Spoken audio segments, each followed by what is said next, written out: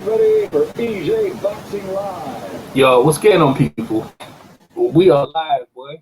So this is live reaction to Josh Taylor winning all the belts in the 140 division, except for Ramirez. I think he's the other guy.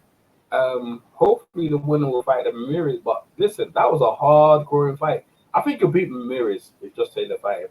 I picked Regis Prograis, so I was off. But I don't know what was going to Regis. Can't really say anything. You know what I mean? Everything's there for you. You need to go for it. Like, I don't know what was wrong with Regis. I don't know. Like, he was negative while I was watching. The fight was close. The one that now actually had it a draw. Let me give a look at these guys in the chat. They want to jump in. If they want to jump in, then jump in.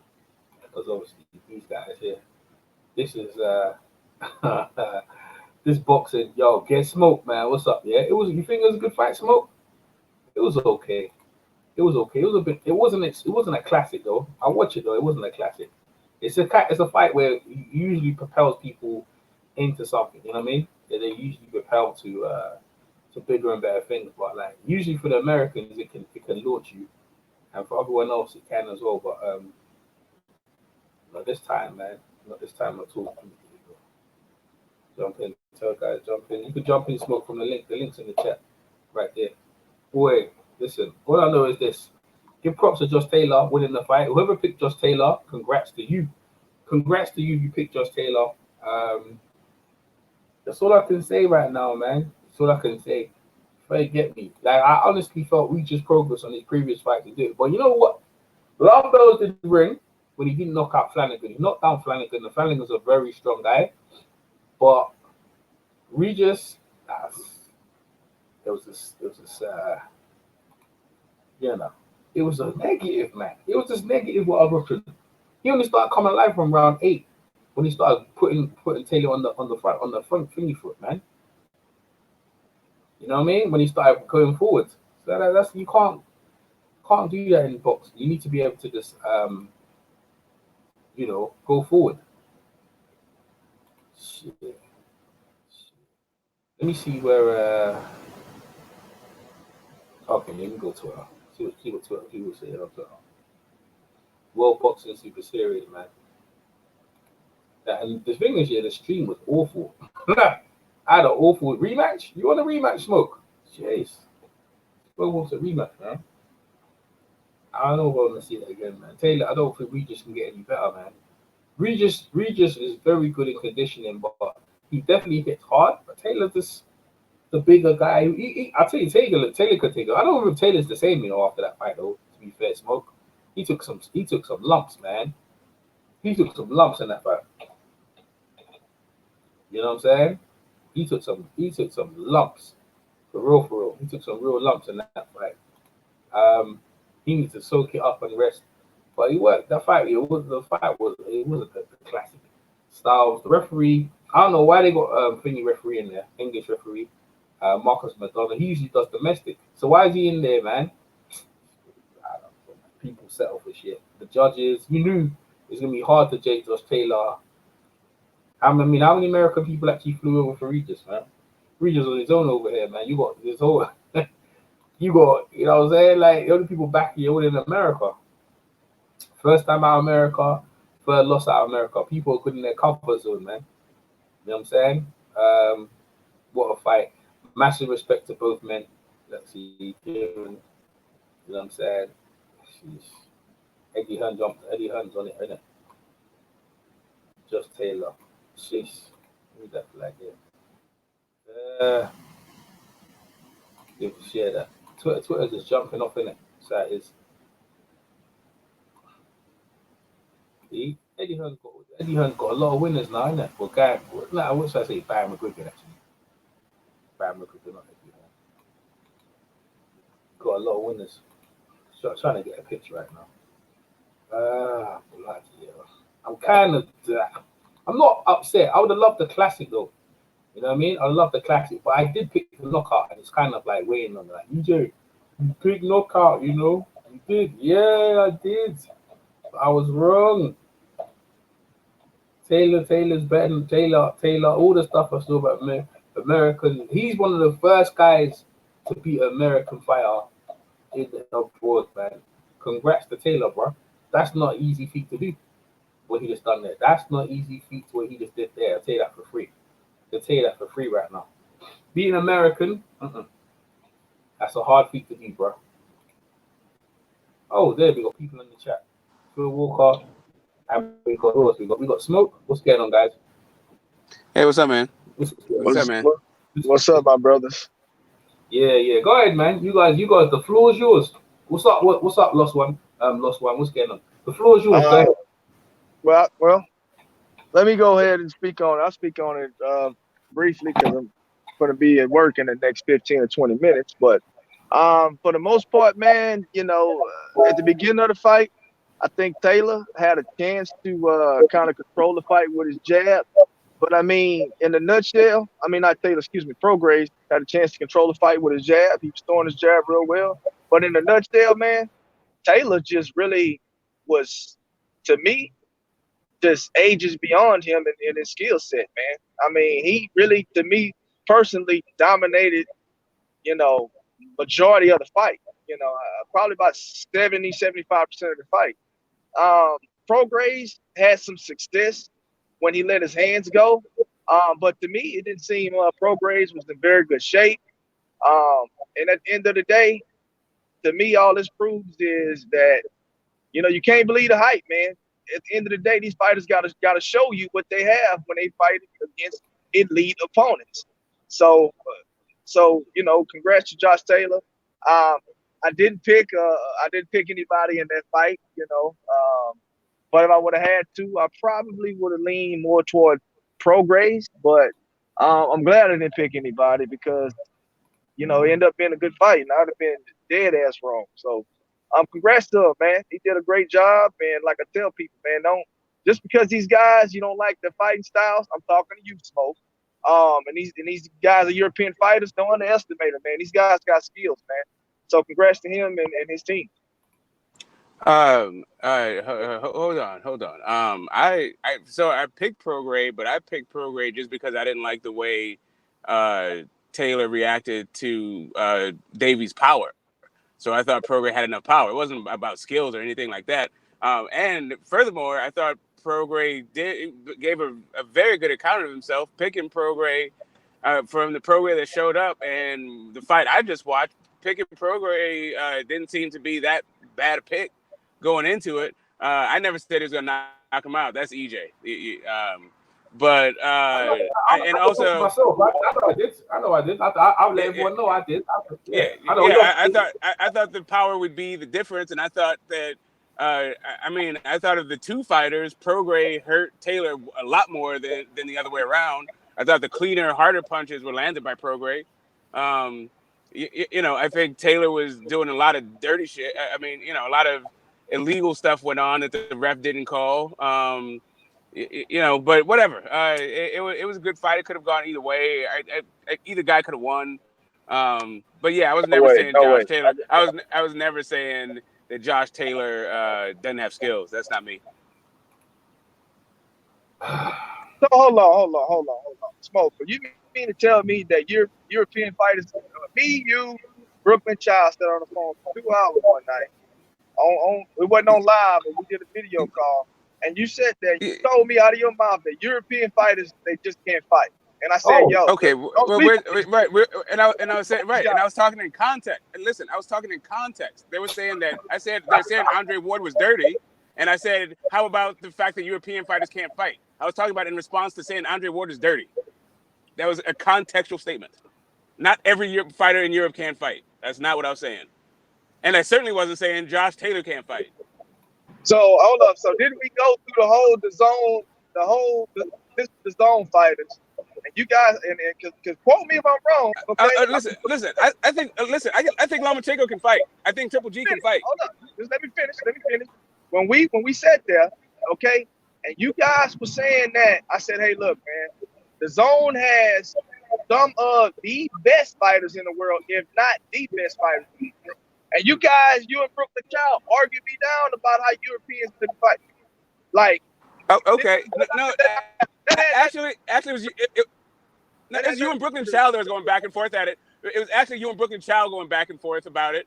I was trying to get the clarification of why you were saying were they some of the best or the actual best, because you moved the goalpost on that statement, and it was you and Brooke and Chow going back and forth. But come on, man, that was like a conversation that just the three people were having. Nobody really understand like behind that thing. Like if you're gonna try to put me on the spot about the zone fighters, we're talking. And listen, we're talking. Give them credit. That's all I'm saying. Give these guys credit. Listen. What I'm saying is, listen. I'm not discrediting him. I'm not discrediting Phil. I wasn't discrediting him. You are taking my statements out of context.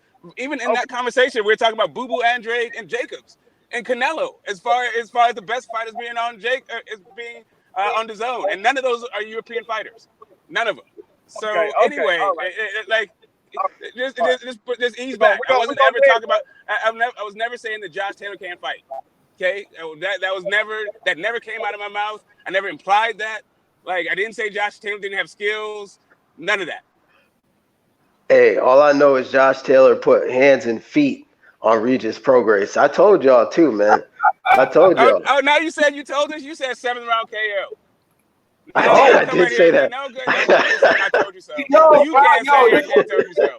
You come up in here saying I told you so. Hey, you have to say, hey, listen, beforehand, everyone remembers everything, but you see me, no one has to talk for me, bro. Like, I know what I done. I just say it like that, bro. I fought Regis Prograis. But I tell you what, Josh Taylor might not be the same again. He took an ass whooping, bro. Y'all see his face? He did. Hey, but go ahead. Taylor's eyes, that shit was swollen shut too.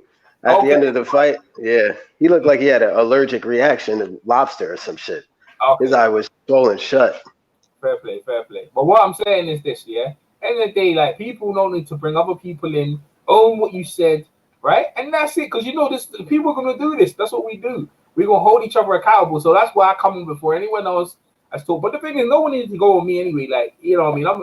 It's not even a biggie, right? You know what I mean? Like, you weren't far wrong. One of the judges had a draw. You know what I mean? It was a draw, like, and one had it. I got it 114, 150, 130. And I think most of the majority of people had it around that, or 2 points, 1 point in it. And then the other judge, 170, 112. That's what happens when you fight in England, bro. That's what happens. You know what I mean? I had an 8-4 Josh Taylor. I just thought. I had it somewhere around there too. Yeah, somewhere around. I just thought Josh Taylor was just a cut above of what Regis was doing. I kind of figured that because I knew he was going to gas because he was fighting on the back foot, and Regis is better. He's better on the front. Like, he's to me. Why was he doing that, man? What kind of bullshit is that? Exactly, and that to me shows me he's still trying to find himself as a boxer. He still doesn't know exactly what he's the best at, and that's what it showed to me. And he gassed out. I think if Taylor had more power, he would have stopped Regis, to be honest with you, because some of those shots he was landing flush on Regis, I was still, wondering how he was still standing. So he got a chin on him. I think they're about even. I think the skill set, but I think Regis, both of them have picked against fighters where they wasn't 100%. Like, Dongo came in, but look, Regis shows he can hit, but Taylor can take a hit. Like, I don't know how much. I like to see what happens with Taylor next, because I ain't gonna lie to Ramirez. I think Taylor beat Ramirez. I think his style beats Ramirez if they fight next. You know what I mean? I think Taylor's he's proved himself as the best in the division, in my opinion. You know what I mean? That's the way I see it. I actually think that's a close fight, just because the inside fighting. Ramirez is actually pretty good at that, and that's where Taylor, it seems, is his bread and butter. And I think Regis got some. I mean, I think Ramirez has a lot of power. So I don't know. That's a close fight. If we see that Ramirez that we just saw against Mo Hooker, that's a hell of a fight. I didn't think Ramirez was good. Amir Imam, right? I picked Amir Imam over him, and but that was two great performances. I don't know. I think Ramirez is goods. I'd like to see the fight. I mean, let's say Taylor does beat Ramirez. Do you see him having any success at 147? I mean, I don't. I think he's going to get his ass whooped if he tries to move up. Who, Josh Taylor? Yeah. I don't know, man. I don't see him moving up, though. I don't see. Like, you understand with Scotland, right? They haven't got that many champions, right? Man is going to hold on to that. The last, like, unified, undisputed champion they had, or he's not really undisputed, unified, whatever, was Ken Buchanan, bro. Or no, Jim Watt. You know what I mean? Even Alex Arthur and what's his name again? Ricky Burns, yeah.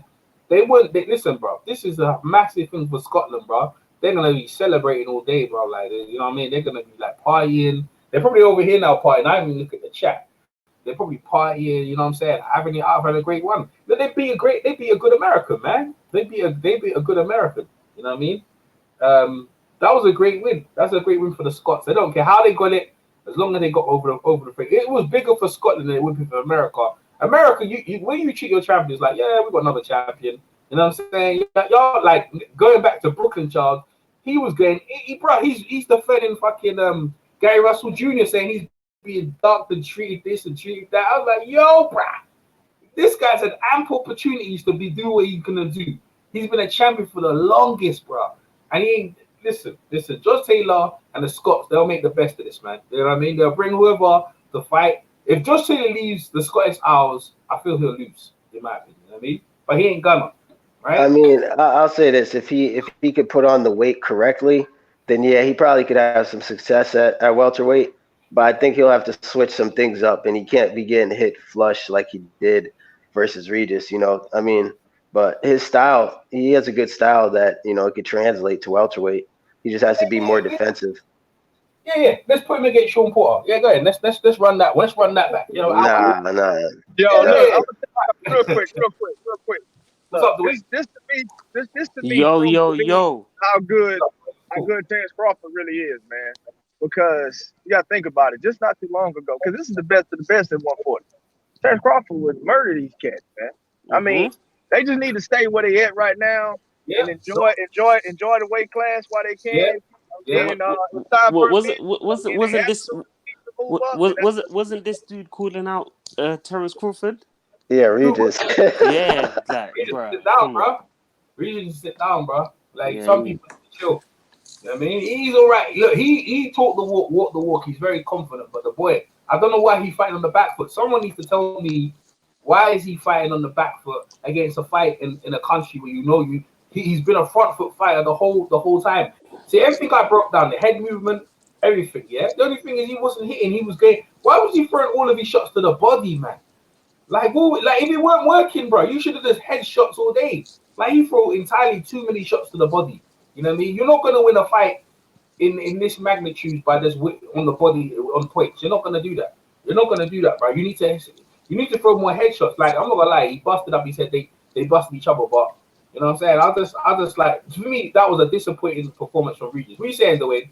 Tell us what. I'm good, man. Listen, I just watched the fight, and obviously, I thought, you know what? Yeah, at the beginning, I was skeptical because I didn't know, because I've always said that I thought Regis was overrated, but then I didn't want to be like this the night where he comes and just knocks him out cold, and I'm just like, oh Lord, you know what I mean? So I was like, so when I started watching the fight, I was seeing, okay, look, 50-50, but the one thing people underrate about Josh Taylor is he's got good hips. When he's in the pocket, he's got good. He's very agile in the pocket. So Regis couldn't really connect with him properly. You understand? So, and the thing with Regis, one thing about me, I don't know. He looks a bit stiff to me when he throws his shots. So I don't know. Like, from when I watched the fight, I thought, what's his name? Josh Taylor won. I thought Josh Taylor won with ease. I thought he won with ease, but then yet again, I can see why people scored it close, because Josh Taylor, he knows how to fight rough as well. He kind of bullied him in there. I was kind of surprised at that. You know, he's only been a pro for like 4 years. No. Well, Regis, he's upright. That's what you're talking about. He's very upright when he's throwing his shots. And he could get countered clean when he's like that. That's why I think if he went to welterweight, he'd probably get knocked out smooth. Easy. And they said he came in at 158 or something like that after rehydration. All I'm saying is this year, the fight was disappointing. Right, I wanted some knockout. I actually put money down. I ain't put money. I lost a lot of money today, bro. I lost a lot of money. Like, I was talking to one coach, and he was telling me Derek Jones was gonna get knocked out by a Price. Imagine that one, bro. I ate that up and put money down on Price. And I could do that one. That was the first one. I should have learned my lesson then. I thought, all right, EJ, one more. Let's go with your prediction. You've been predicting it all week. Put money down on Regis Prograis, yeah. But that knockout, there was no way there was no way he didn't look like he was trying to knock him. I think he was just trying. I thought for some reason, I don't know why he thought that Josh Taylor to the body was weak. Like the whole because he's got a slim frame, innit? He's got a slim frame, so obviously he thinks I got the power to knock the wind out of this guy's thing. But if anything, Josh Taylor did more body work damage to Regis. Yeah, man. Yeah. There was one he caught him with a solid one, and Regis started backing up. Bro, you see the way Josh Taylor's face swell up, right? Why didn't he just go to the head? All them body punch he threw, yeah, he probably threw. I think he threw and landed more. He should have threw them to freaking Taylor's head, bro. We'd had more success. Because you look how Taylor's face swell up. They got Errol Spence Jr. in the chat. What's up, man? You out of hospital yet? Congrats to Taylor.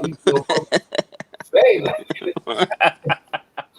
like, yo, it's in the chat, bro. You know what I'm saying? Man's in the chat, bro. You know what I'm saying? Like, I'm buying stuff out. Oh man, this is just listen. It's not a massive night of boxing. It's just another night, bro. To me, it was just another night. It wasn't a thing where I was like, "Oh my god, I'm looking forward to this fight." I could have gone to the fight, but I was like, "Nah, man." There was a lot of empty seats. I could have gone to the fight, but I was like, "Nah, man," because I don't know. For me, whenever I see these small guys and that, I'm like, it's either going points. I'm not looking for that. I'm looking for the knockouts. You know what I mean? EJ, I'm thinking, what the hell are you smoking betting money on David Price? Yeah, but I didn't make no bet in a week. I just did that just like today. So it wasn't like something I did. Like I just got I got the inside information. Imagine I got the inside scoop. Yeah, and I thought we were at, and I saw the odds. I put it on points, and it's like, wow, Price just came to. But the reason why I knew the only shot Price had was to win the first 3 rounds is because he's got a history of gassing out, which he always does. And the thing is, unless Chisora comes in stupid like he did at the end of the first round when I think Price hit him with an uppercut and he stumbled back. Yeah, other than that, he won't beat Chisora. Because Price is one of them guys, yeah, when people are on him like a rash, he don't have to get off. He don't have to deal with it. You know what I mean? Yeah. Hey, my man from the UK had Prograis winning, bro, by a couple. Jeez. No. Mazda. Was it Mazda? He had Regis Prograis winning. I'm like, yo, bro, listen to this. John B. It was a robbery. Yo, what's going on there? What's going on? Bro, it wasn't no damn robbery. Yo, stop this. Nah, it wasn't a robbery, but I did think Prograis did the better body work. That one shot that Taylor landed on Prograis, I think Prograis had like 3 shots that were like that.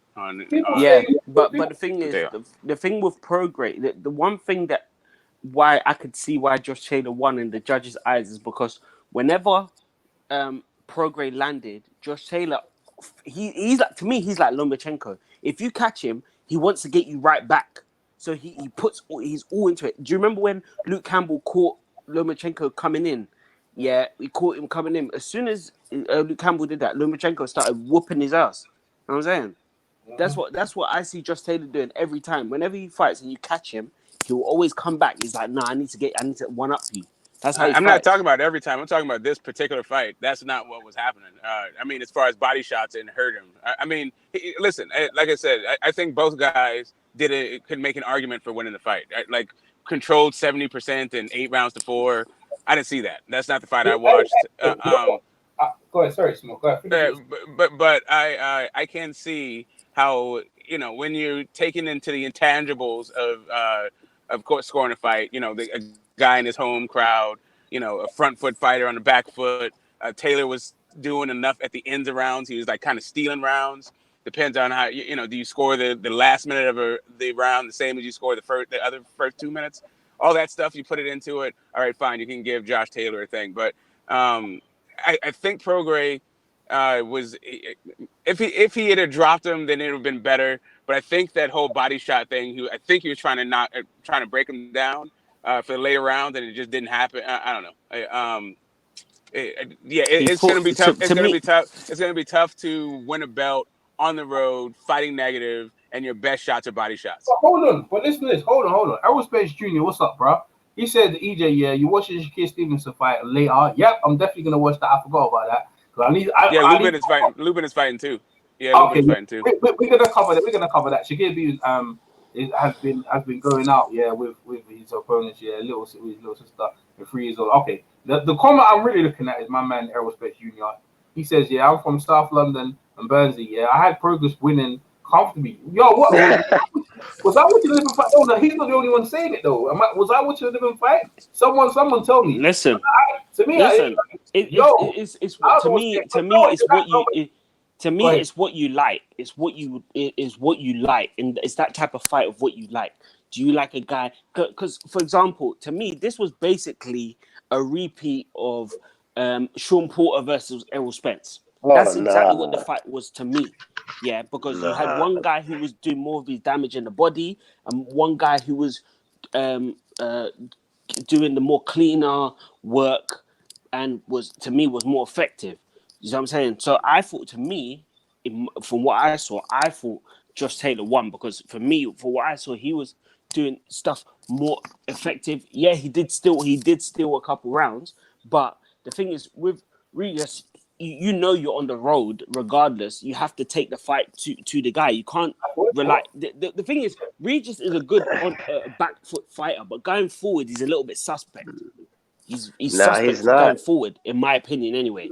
So that's why I gave the fight to Josh Taylor, because Josh Taylor always had an answer for everything he had. He would have been better that's pressing why action. I gave Josh Taylor the fight. Everything Regis Prograis had, except for the last round where he clipped him and then he backed up into the ropes. Other than that, if you look at every single punch that Regis Prograis hit him with, he came back. He would have been better. He would have been better pressing the action and making Josh Taylor and there was uncomfortable. Multiple times where Josh Taylor hurt Regis, and Regis didn't do anything. From what I saw, he didn't do anything. Well, I'm watching. What we got? There's 2 cards, right? There's the Lupin and there's the Shakir Stevenson, right? Well, boy, I don't know who's Lupin fighting. Lupin's fighting some, but I'm not watching the Shakir because I think Shakir's for a world championship, right? I think that's the one. Well, I think that's the one we need to watch because look, he's contemporary. What's his name? Devin Haney's been upgraded to a world champion without beating no one, and now let's see if Shakir Stevenson can secure something because he said he wants just Warren. So I'm all for like fighting, but the big fights. But these occasions.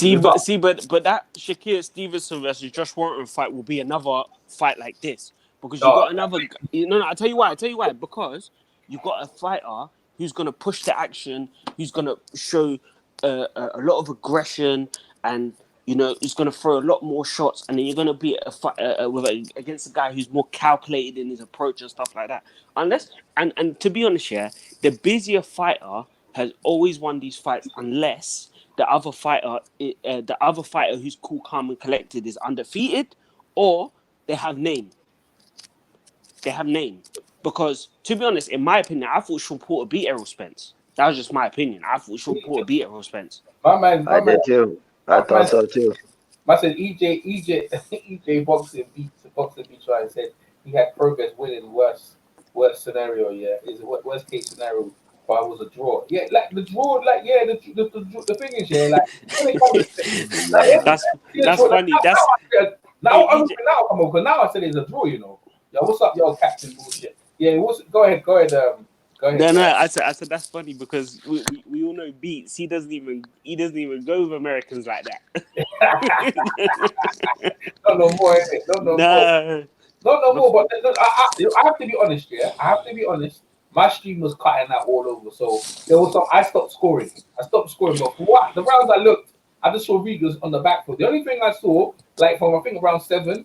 Then Regis started to come forward and he started to put some hands on him, yeah? But I feel like he just gave up too many rounds. Okay, this is just my opinion. After 6, I had it 4-2. Then my stream cut out at 7, 8, and then it went from 9. And then from 9, 10, 11, I had from 9 I had Taylor winning. 10 I had Taylor winning. 11, 12 I had Prograis winning. That's what I'm saying, man. So I didn't see from 7 to 8, 7 and 8. Regis seen that. That's not a bad look. I kind of had the same thing for those last 4 rounds. That's not. Yeah, I had it 2-2. I had it 2-2 going on from, so from round 9, round 9, 10, 11, 12. I had it 2-2. But the first 6 rounds where I watched, I had Taylor up 4-2, but I didn't see 7 and 8.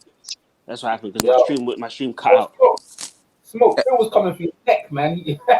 You be saying some stuff, yeah, behind closed doors. Phil was ready to put you out there on the burner, bro. Yeah, no.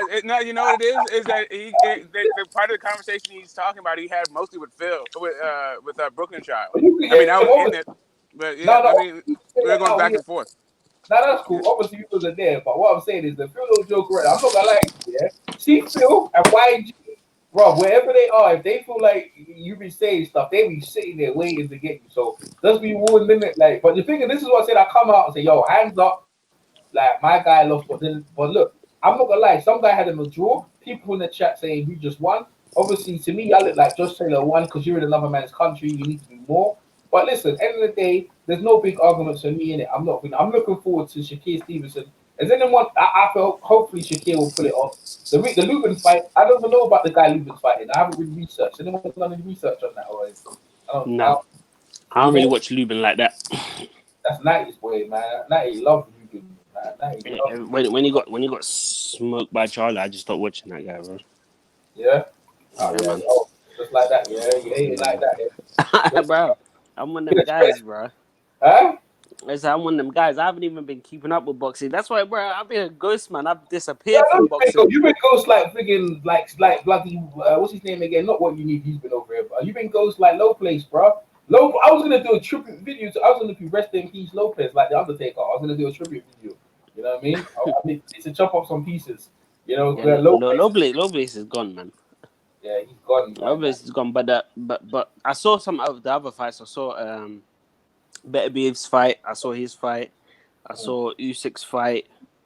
But to me, the Better Beef's fight was all right. Usyk's fight was total rubbish. To be honest, to me, there hasn't been any really good fights on anyway. So, but Joshua's fight end of the year, that should be someone's gonna get knocked out. I think Joshua's gonna stink the place out, bro. He's gonna lose, man. He's gonna lose. He's gonna lose. That's your boy. He's gonna lose. How you say that? That's your boy. How you gonna say that? I can't believe you're saying that. Because I tell you why. First of all, he's showing too many red flags. Red flags. He's showing red flags. I'll tell you why. Because he's making too much adjustments at once when fighting Ruiz. Yeah. The thing is, you should be doing it piece by piece. So, for example, you can't say, okay, I'm going to box him, and then I'm going to lose weight, and then I'm going to do this, and I'm going to do that, and I'm going to add people to my team, and there's that. You're doing too many changes at once. You're forgetting. What he's forgetting is he knocked him down in the 3rd round before he got hurt. Yeah. So you could have kept your body frame, yeah, and keep your power or whatever you're going to keep or whatever, but just be more fight more disciplined. But now you're going to come in lighter than you probably ever have been, yeah.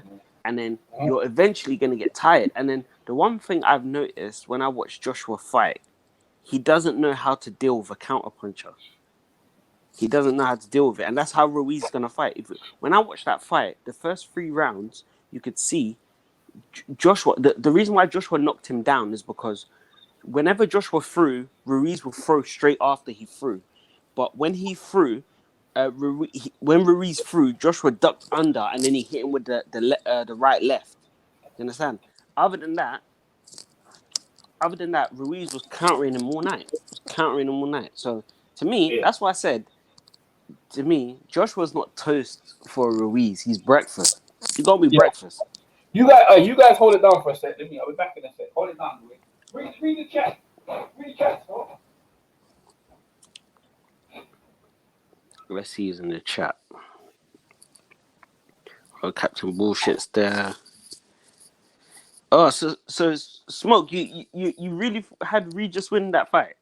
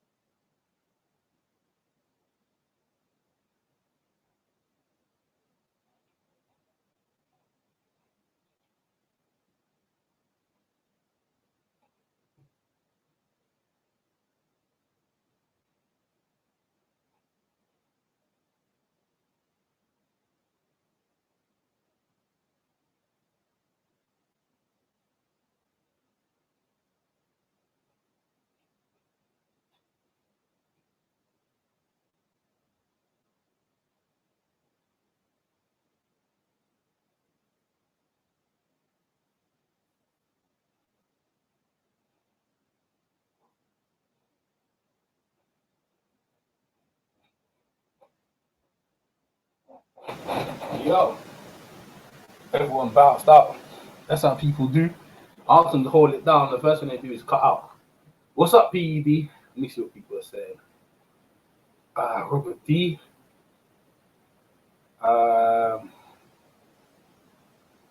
First five. Who's first five to who? PED. Here you go. Why don't you box? You're a boxer and be around. You like, I'm doing my own thing, bro. Okay, Dwayne. Yeah, I always felt that Prograis was a bit overrated because we have never heard of his amateur record. Shakir Stevenson would be comfortable beating Josh Warren. Yeah. Scottish Ken Buchanan's a bad man. Yeah. Robert D. Not gonna lie, man. I'm not gonna lie. Most men on YouTube boxing community never rate Wilder. They said Joshua would easily beat him. Dwayne was the only one to say Wilder would KO. Okay, Smoke only come back when I come back. That's how people draw it.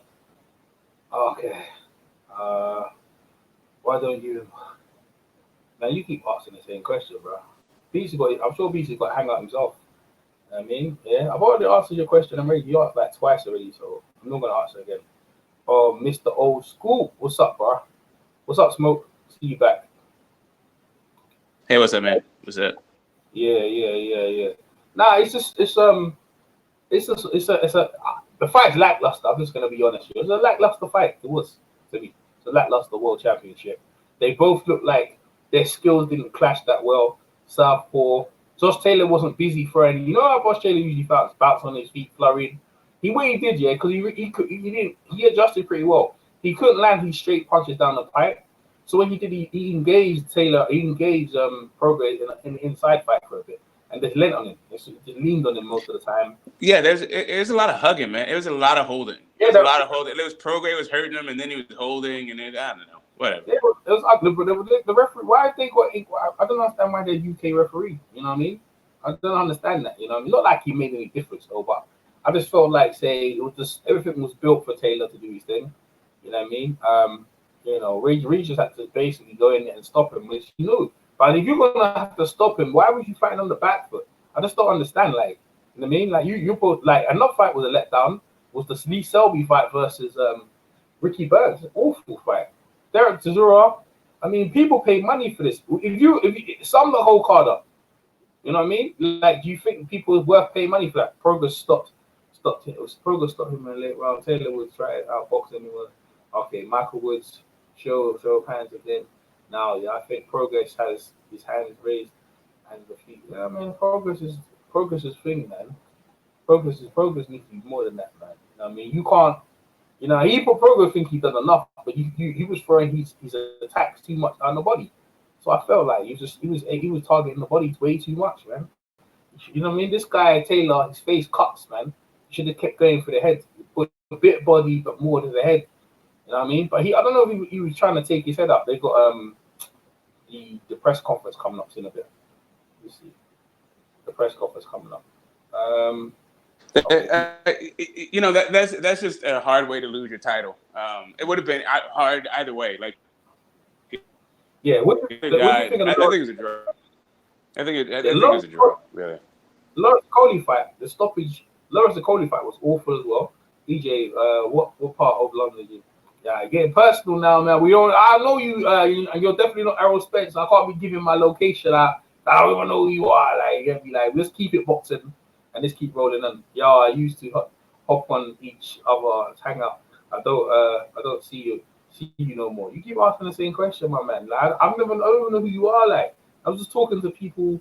Like, you guys in the chat. I respect you guys coming over, but really and truly, if you haven't got no channel, which some of you are, I don't really know who some of you are. Like, we just talk boxing, innit? Like, asking where I live or why I used to do this or why I used that. Like, you gonna stick to the topic at hand. You know what I'm saying? Troy from Philly. Who do you think won? Like, who do you think won Troy from Philly? You know what I mean? Who do you think won? Man, my man Smoke, yeah? Me and him both picked Regis, you know what I mean? Different ways, but you know what I'm saying? Like, the guy didn't win, like, you know what I mean? Some people think Regis did win. I mean, you might think he won as well. I'm from Berkeley. That's cool, man. That's nice, man. That's cool. It's cool. That's in South London. That's nice. But what I'm saying is this, right? End of the day, I looked at the fight halfway through the fight, so I don't really care if it was this ugly. I stopped scoring because of the stream. I need to watch it again, but it doesn't even watch it again. The result is the result. I'm moving on. I'm moving on to. I'm moving on. I'm talking about it now, but I don't. I want to hear your guys' opinion.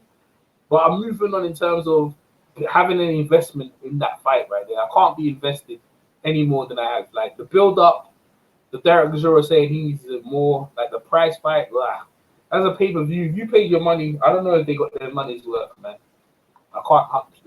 But people got money to burn out here, bro. People got money to burn. What am I complaining about? And I smoke. People got money to burn out here, mate. I don't know. I don't know. I don't think DAZN got any new subscribers for this one. I think you would have to already have your yearly membership. This is one of those kind of cards to me. Yeah, but listen, the UK too much. DAZN invested too much in the UK. You know what I mean? Too much in the UK, and this guy's crazy. Ambush this guy, man. Yeah, too much in the UK, and like I'll be honest with you, some of these fights they're just so. You know what I mean? I'm just so. With the fight being better in America, is Regis overhyped? Is Regis Prograis overhyped from Baton Rouge? I don't think he has hype. I don't think that either one of those guys are very well known. Either Taylor or Prograis. I think they both.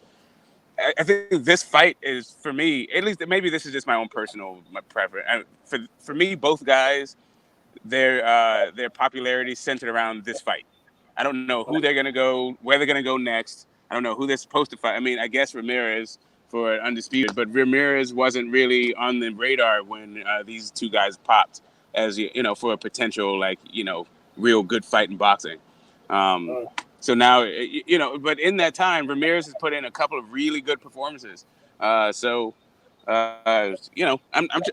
interested. I'm interested in the Undisputed fight, but to me, this was the premier fight of the weight class. Yeah, the tournament was okay. The tournament in general to me was okay. It was, I think my anticipation for the tournament with all the names in it, and we got to one winner. Regis shows to get to that finals, he's definitely one of the best in the division. Now, let's say they have a rematch, right? Would you think the fight's going to change? Do you think it changes any? You know what I mean? What do you think?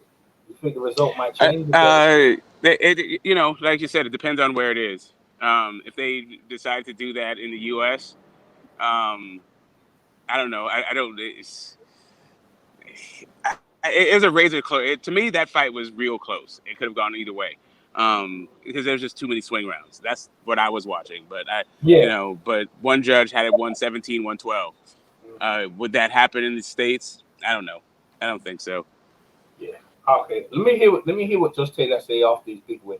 So we're gonna play a little clip there.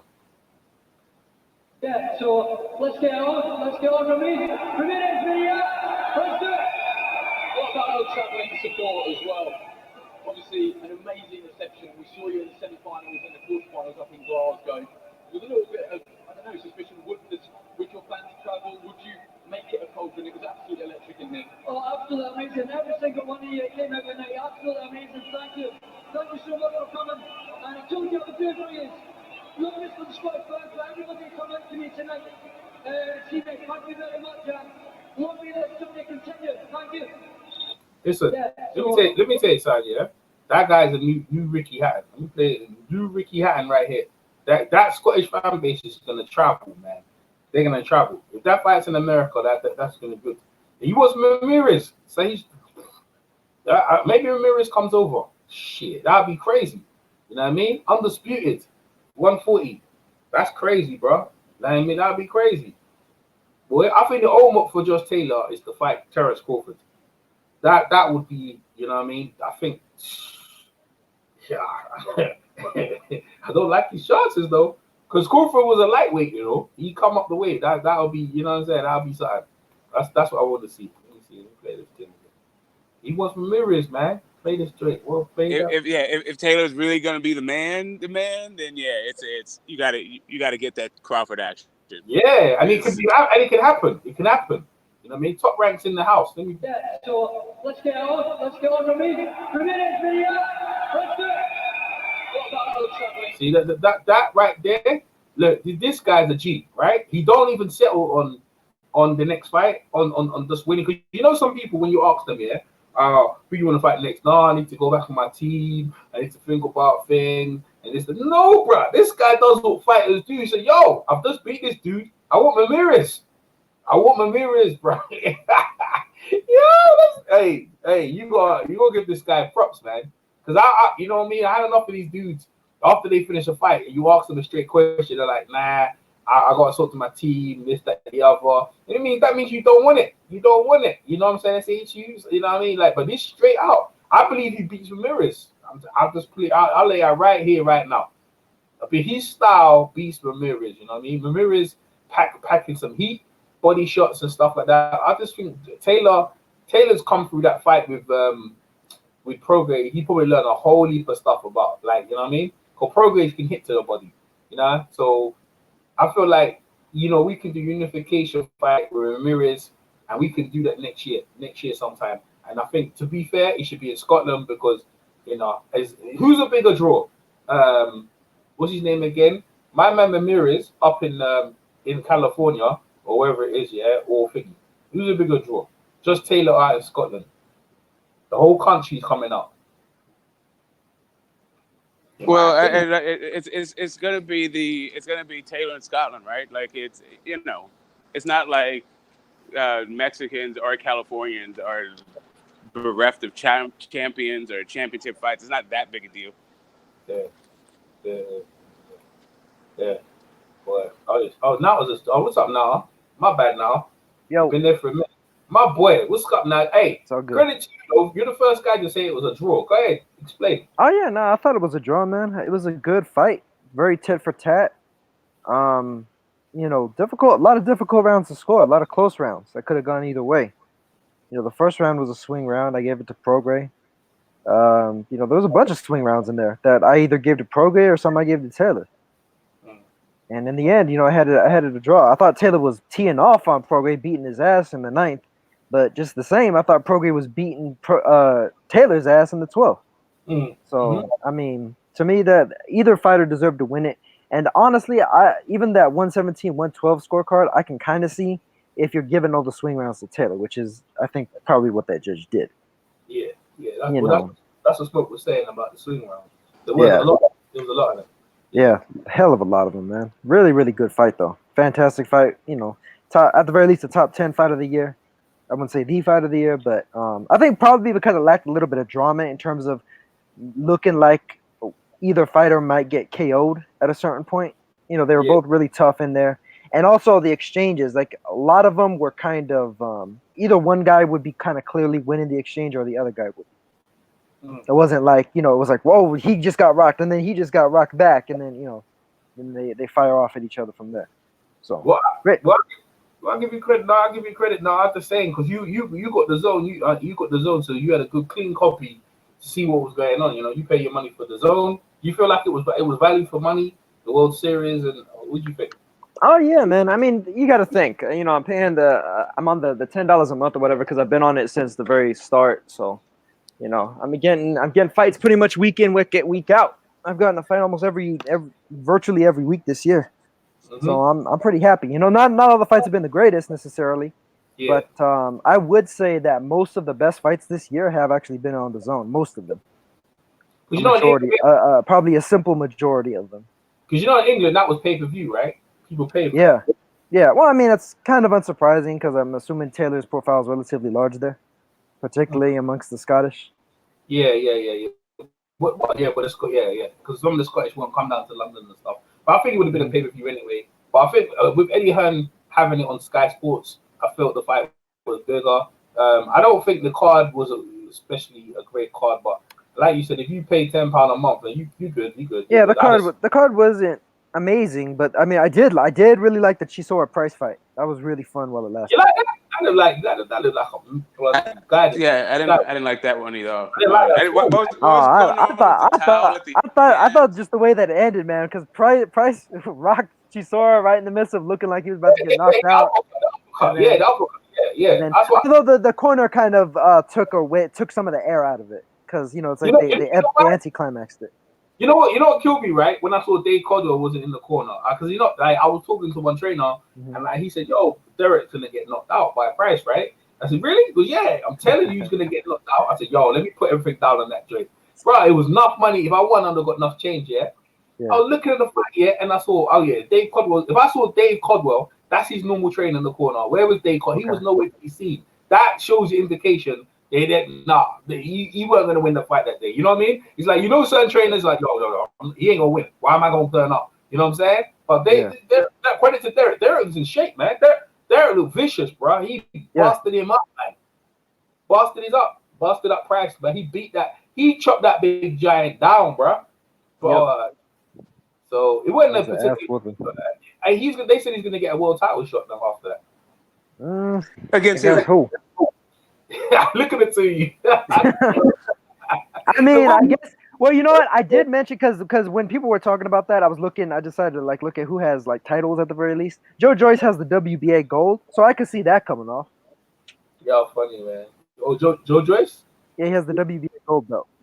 Nah. A world title shot, bro. Like, that's a world title. It's a WBA gold. I go to the WBA's website and they have Joe Joyce as the champion. How about him? Him and Wilder were supposed to fight years ago. I think that's the fight, bro. Yeah, perhaps. So you're talking about that press conference Frank Warren had with him and Dan Castro? Yo, but you know the thing is, what's that? I think I missed that. What happened?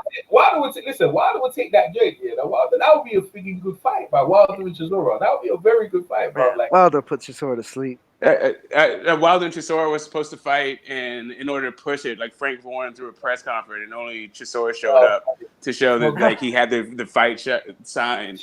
But I think Wilder got busted for weed. I think Wilder got busted for weed for that, right? That's why okay. Everything, bro. Like, yeah, that's exactly right. That's funny, man. It was years ago, though. That was years ago, bro.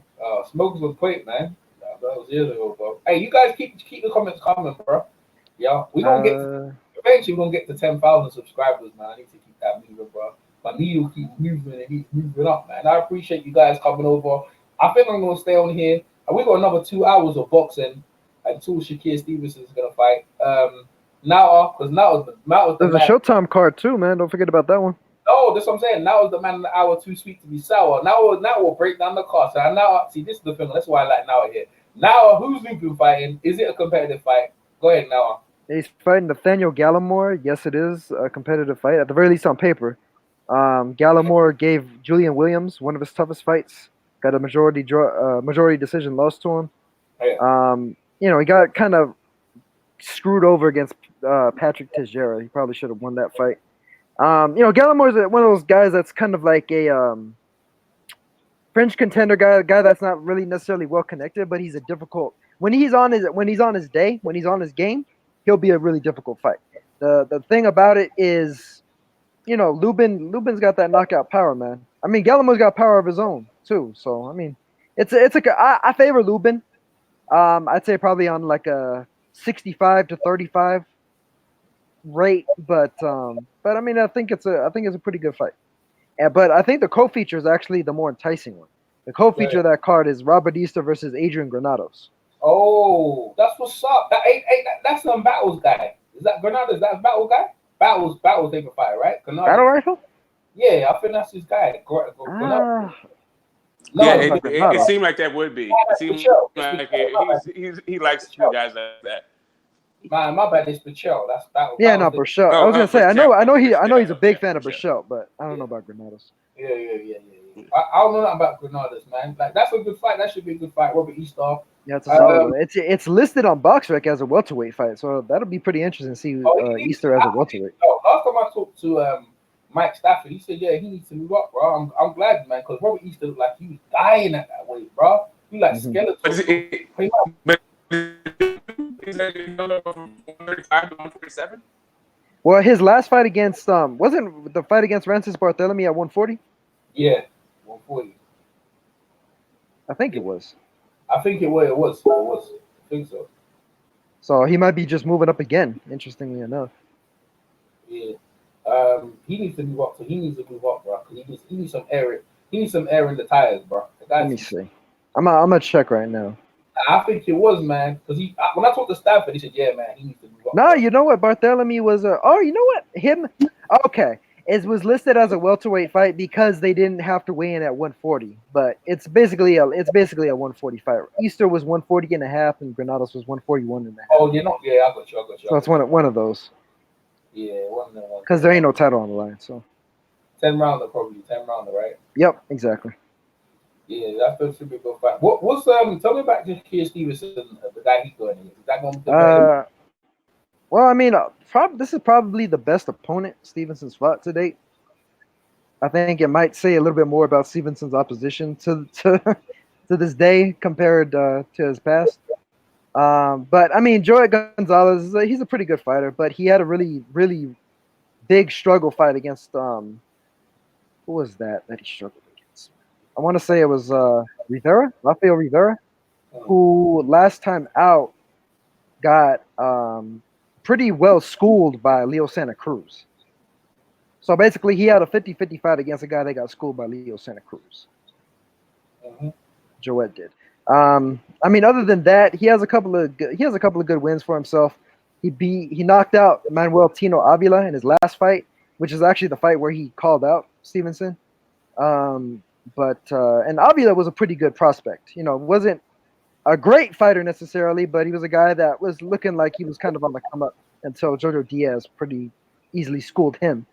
And then he also knocked out Rodrigo Guerrero, but Rodrigo Guerrero is a guy that was a bantamweight for most of his career. So it's a matter of it's kind of two prospect level guys going up against each other. I think Stevenson being probably the more blue chip in terms of amateur experience, but Gonzalez having fought the slightly better pro opposition. Yeah. Okay. Well, so who you saying upset? I mean, some people are calling the upset. I picked Stevenson. I think it'll be a competitive decision. Okay, competitive decision. Let me ask you a question. Yeah, do you think Gary Russell Jr. is being stiff? You think they boxing world treating him badly, and you know what I'm saying? What's your opinion on Gary Russell Jr. And obviously, you know what I'm saying? You saw the shit when he did the Leo Santa Cruz. I know Leo Santa Cruz. I don't think he's being stiffed. I think he's turned down a bunch of fights, and he's trying to play the victim after he actually turned down fights with Santa Cruz specifically. Actually, he was offered fights with Santa Cruz years ago, and he turned those down. So, yeah, exactly. And then he's very inactive, and he fights once a year, and sometimes that once a year fight isn't even against his mandatory. His next one is, incidentally, but you know, it's. If you're a Gary Russell fan, it's lonely for you out there right now. Yeah, unfortunately, he's a very talented fighter, but it seems like he has some issue. I don't know if it's a personal thing with his management or between his management and promotion or what it is exactly. But I know a few years ago I had heard something from somebody who's more so of an insider saying that he has terrible work ethic. I don't know what they meant by that necessarily, but you know, I guess maybe just not really caring to be active might be what he meant by that. And then I do remember a very odd comment from Russell about, I want to say this was when the PBC kind of first started. I want to say about 6 to 8 months into it. He actually was quoted as saying, PBC is free for everybody but the fighters. He said that. So I mean, I don't know. I don't know. There's some issues there. Yeah, I'll rate him. I don't know. I don't know if I'll ever hear Vasyl Lomachenko say, "Man, Bob Arum is an asshole." You know, But no, for now, for Pacquiao called Bob Arum an asshole. I don't think he did either. Well, maybe after he left him, but you know, only when he was in a position to financially secure himself. aside from Barbell. Yeah. You know what I mean? So, and Russell isn't in that position, so. He on some bullshit. That's what I honestly don't know what the hell Russell's doing, man. He's a guy that, a matter of fact, his next fight is actually might be a pretty difficult one for him. He's got to find his mandatory. This guy Togstat Nyambayar, the Olympic silver medalist. Yeah. And he actually beat Claudio Marrero in his last fight. Really good fight, actually. Well, what I'm saying is that eventually someone's gonna knock him off because he ain't doing shit. That's how boxing is. Yeah. I'm not sure if it'll be Togstat, but I wouldn't be surprised if it was, to be honest with you. I think that, like, to me, that's a 60-40 fight in Gary's favor, but, you know, that just tells you what I'm talking about. Like, Togstat is a good fighter. He's a very, very good boxer puncher with good stamina. It'll be just interesting, man. I think most of the fights that we're seeing, whoever was supposed to win won. Josh Taylor, a lot of people picked Josh Taylor and he won. You know what I'm saying? Like Cruz, what's his name again? I picked Prograis, you know, and I'm not mad at Josh Taylor winning. I picked Prograis way. Prograis didn't do what I thought he would do. You see, the thing is, if he did what I thought he would do, then I thought he would have won. I thought he would have went forward and moved his head and start trying to take him out, but he went on the back foot. I ain't never seen that before. I don't know who told him to do that. I mean, Taylor kind of pushed it back a lot of times too. Like, Taylor did a really good job after a few rounds of really pushing Prograis on his heels so that Prograis couldn't get leverage on the shots. He couldn't get forward momentum. So I come from round 7, like he decided he was walking down Taylor. You know what I'm saying? So, you know, he could have, you know what I'm saying? I think he gassed, to be honest with you. I think Prograis? he gassed. Yeah. Real? I think he guessed.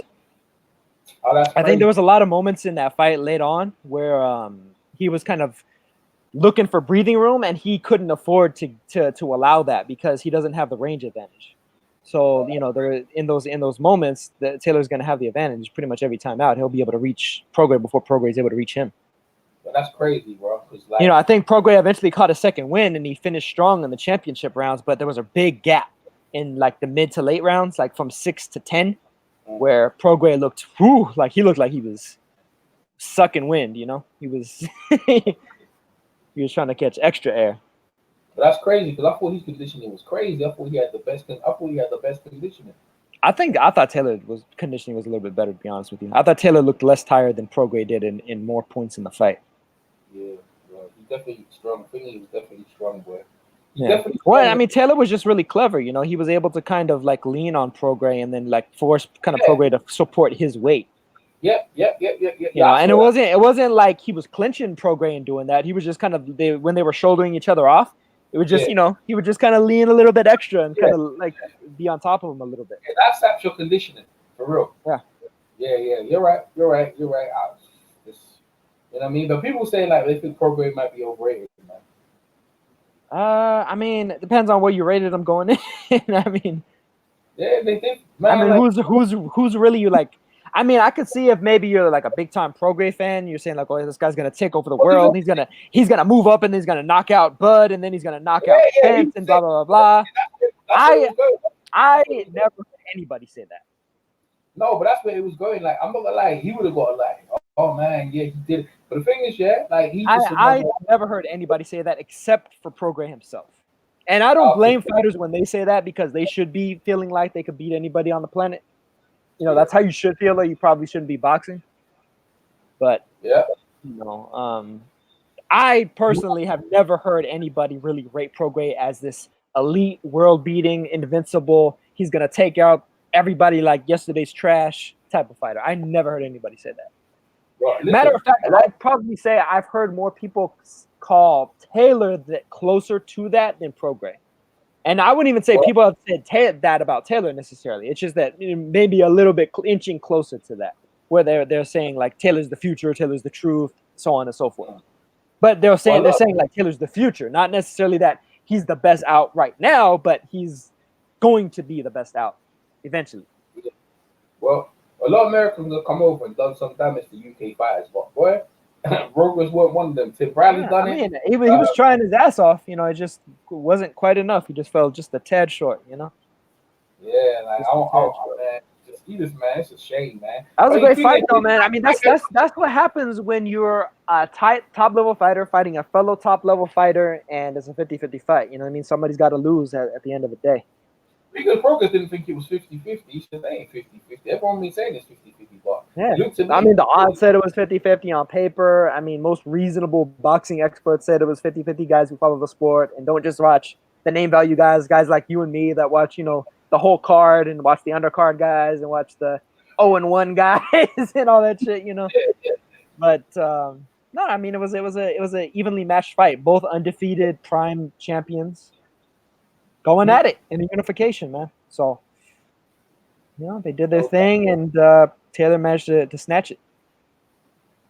No doubt, bro. Like it was a good call. Like people in Scotland are happy. You know what I mean? Oh Like, yeah, I'm sure. Yeah. And shit, I mean, Burns took Selby. Or actually, no, Selby won that fight, huh? Selby took out Burns. Yeah, so I mean, that just makes Taylor's win even more important. That just makes Taylor's win even more important because he did it for the home team where Burns failed to. Yeah. I just yo, man, Scotland. Listen, them Scottish fans, yeah, they go Vegas or whatever, they gonna turn up, bro. If you come down to Scotland, they gonna turn up because there was a lot of them in London, and where was all the Americans, man? You know what I'm saying? Like, well, I mean, that's the thing. Prograis fan base, I think, might be a little bit fractured to a certain degree because of the fact that he's from Louisiana, but he actually had to move out of Louisiana because of Hurricane Katrina, and so he's lived in Houston the last several years. Oh yeah, that's so deep, man. You know what I mean? Like it's it's his fan base a little bit like kind of spread out. It's not in one specific location where he could really capitalize. I know his fight. The last couple of his fights that were in and around like Houston, Louisiana area. They sold relatively well, but not the way that Taylor has a following. Not the same way that, because you got to think that area where Prograis from, the sport is football, is American football. That's the sport. Remember the I don't know if you ever seen it, EJ, but the movie Friday Night Lights or the TV show, Friday Night Lights. That's what motherfuckers around that area, Louisiana and Texas and Oklahoma and Kentucky and Tennessee and all that shit. That's what they live for. They live for that football shit, man. It's not even just about pro football, college football, high school football. Wow. I know that they got the Saints, innit? The New Orleans Saints, right? Yeah. Yes. Who's the college team then? LSU, Louisiana State University. Oh, that's where Shaq actually played. Yeah, you're right, man. LSU, that's right. Yeah, Shaq, yeah. And that's the thing. What's his name? What's he? Pete Pistol Pete, innit? Oh, Pistol Pete Maravich, yeah. Yeah, he played there as well. Damn, boy. Yo, that's right. Louisiana. Yeah, Shaq played there. You're right. Deep history. That's the thing. And the thing is, Prograis hasn't even necessarily been built in his hometown like that either. Like, he hasn't necessarily had those build-up fights in that area. He's always had to kind of be on other people's cards, kind of traveling around, too. Yeah. So, that kind of works against him in a way when it comes to having a fan base that's like ride or die, Regis Prograis. Yeah. Hey, now do me a favor. Smoke says he's got a bad connection. He'll be right back. Now do me a favor. I'll go do something. Read out the comments in the chat. Yeah, chop them down. Right. Yeah. Do that for us. Right. Back in a sec. Yeah. Thanks. Okay. You got it, man. All right. Let's see. Scroll up a little bit. I'm not sure it was the last time he anybody even said anything. Ben Umar thought that Prograis won, of course. Let's see. SSB 28 had it 7-5 Taylor. Let's see. Unbiased. He was on earlier. Neutral, natural. WBA and IBF should order a rematch. I mean, I wouldn't be entirely bothered by that. But I mean, honestly, I don't think an immediate rematch is entirely necessary. I don't personally like immediate rematches necessarily, unless there's nobody else really on the horizon for that guy the winner of the given fight to fight. In this case, you got Jose Ramirez out there, so really that should be the fight that happens next. And I mean, there's other guys that are pretty good at 140 that either guy could fight anyway. Like there's Mario Barrios. Barrios actually might have to wind up fighting Batir Akhmedov again. Interestingly enough, there's Yves Ulysses. there's other fighters out there on the horizon for these guys. Let them, try to see if they can maybe clean out the division a little bit more, then run it back afterwards. That's my opinion on it anyway. I wouldn't be mad at a rematch, but I don't necessarily need to see it again immediately. Let's see. John B says, didn't watch it. Regis was robbed. Oh, no, he said, was Regis robbed?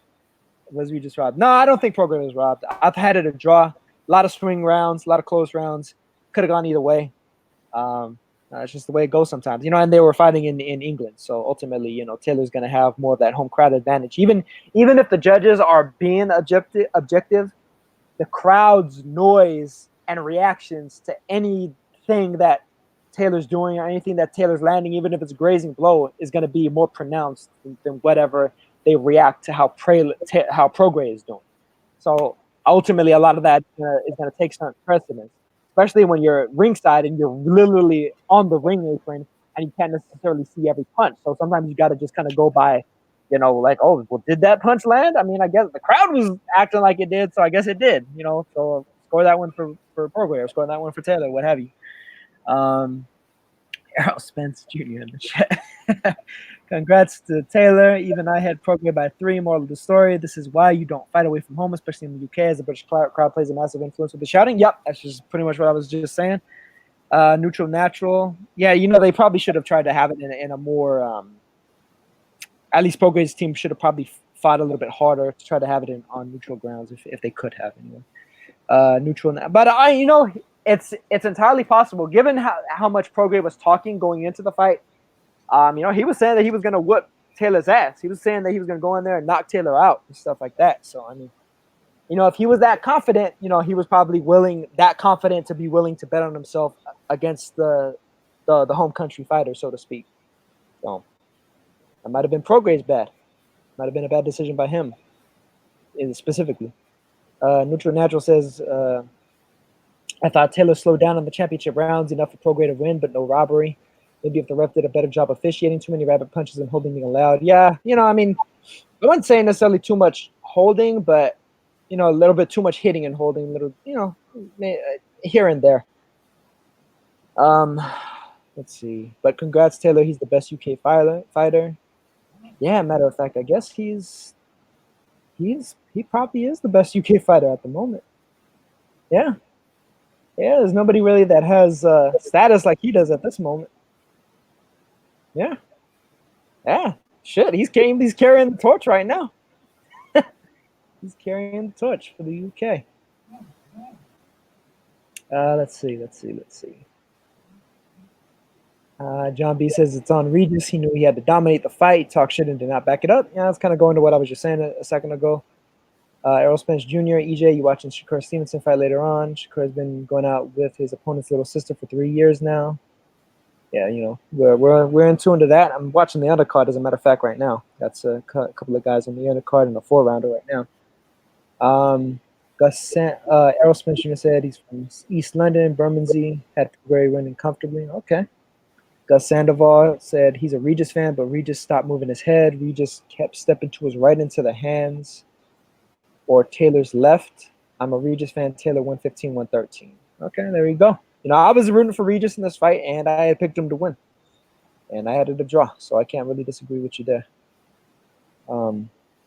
Spence said, let's see, blah, blah, blah. He's talking about beats, how he said he had Prograis winning. Worst case scenario was a draw. Yep, he did. Let's see, PD says 100. Robert D, first 5. Mr. Old School. Let's see. Spence Jr., Dwayne. I always felt that Prograis was a bit overrated because we have never heard of his amateur record. Shakur Stevenson would comfortably beat Josh Warrington. Okay. Robert D, Scotland. Kenny Buchanan. Yeah, that's one of the ATGs from Scotland. Errol Spence Jr., not going to lie, most men on the YouTube boxing community never rated Wilder. Why they said Joshua would easily beat him. Dwayne was the only one saying Wilder would KO Joshua. Was he the only one? Captain Bullshit says, what you think of Okoli? I mean, personally, I don't know if anybody else answered that question, but this was from earlier. But I thought he was kind of in a sticky situation up until he got the KO. I thought he was looking a little bit vulnerable in there. I don't necessarily like his chances against the elites at cruiserweight when he steps up to that level. I think he clinches way too much also. He should have been deducted the point for that. Yeah, I'm back. Hey, You know, BJ. yeah, go on, carry on now. All right, let's see. Well, hey, EJ, earlier, just a second ago, I read a comment saying Dwayne was the only one saying Wilder would KO Joshua. I guess from like years ago. Yeah, do you remember if anybody else did? Nah. Okay. Yeah, maybe he was right then. Yeah, probably right. I could have sworn I remember like some people saying like big up in Wilder even back, Yeah, back but a couple years back. people keep changing their mind. I might have said that and then changed my mind, but I remember Dwayne consistent because he performance. But hey, where you go? Callum Smith, yo, he won the World Boxing Super Series as well. But I don't think he got that many belts. I don't think he beat George. No.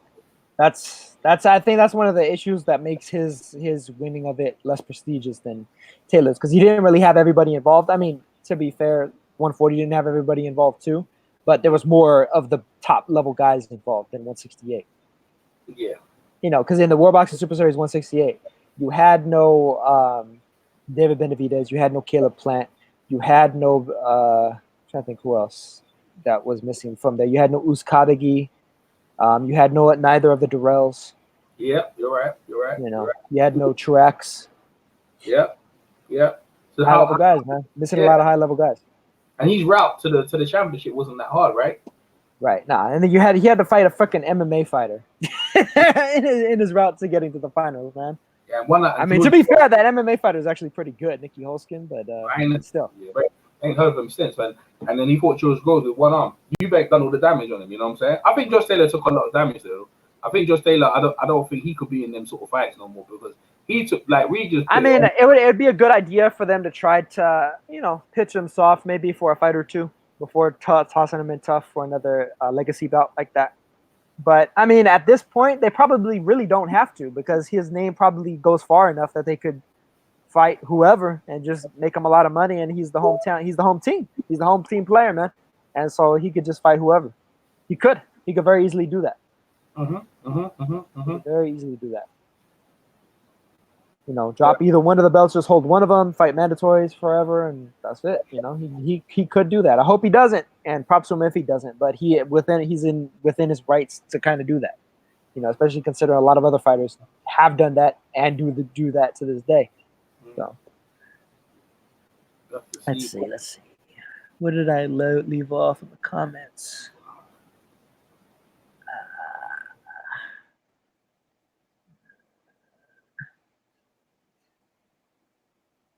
Let's see.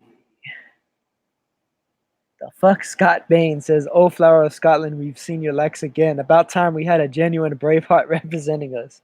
And this lad isn't a one-win wonder. Young Josh is bringing the heat to anybody." Hey, man. Yeah, that's what's up. Taylor's doing it for his country, man. Doing it for the flag and all that. He's a good fighter, man. He's a hell of a fighter. He is a hell of a fighter. You could argue that he's the number one in his division. And it's probably been a while since you could say that a Scottish fighter has been the number one fighter in their division. Yeah.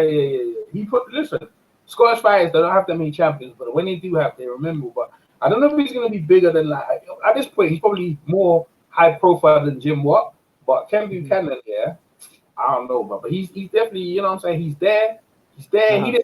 He just like see someone like Crawford and like you know what I mean? If he fights what's the other guy? Ramirez, that would like cap him as the number one. And then from then on, because remember Ken Buchanan was the number one, the lightweight, right? And he defended a couple of times, right? And arguably lost to he was up quick right before that low blow happened. But he needs like be number one, and then from being number one like welterweight in the country, then fighting a Hall of Famer. And the only person I feel can do that is Aerospace. No, not Aerospace. It's Crawford. I can do what? Is to give him that Hall of Fame stats, bro. Crawford. Oh, okay. You know what I mean? Wait, to give Taylor the Hall of Fame stats? Yeah. Ramirez will set him up as like one of the greats, yeah. But then to solidify him as a bona fide Hall of Famer, Crawford, bro. I mean, possibly, or possibly one of the 135 guys moving up if they prove to be high level. Also, what's his name again? What weight is Thingy? What weight is Devin Haney? 135. Okay, see, Devin Haney might move up in there. See, that might give him that. You know what I mean? Right. Haney, Teofimo Lopez is a big 135er. Yeah. You know, if Comey was to go up. You think he's big? No, you think he's big? I think he's tiny, bro. Teofimo? Yeah, man, he's tiny. No. Him and his dad have been talking about moving up. Well, boy, Taylor's got the belt. The thing is, I think Bob Arum, because I saw that girl Melissa. She works for Bob Top Rank, right? And she was Melissa. She was the blonde girl walking Regis Prograis to the ring, right?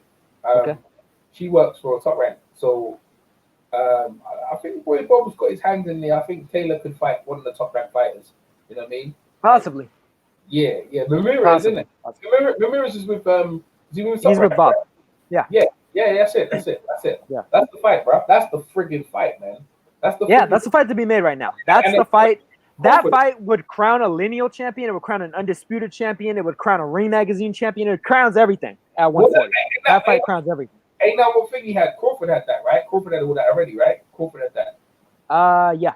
Yeah, so he'd be like Crawford on that level. That's what I'm trying to say. So, for Scotland, they need that, and then to get you. But I mean, to be fair though, if Taylor was to fight and beat Ramirez, he'll have had a harder track to getting it than Crawford did.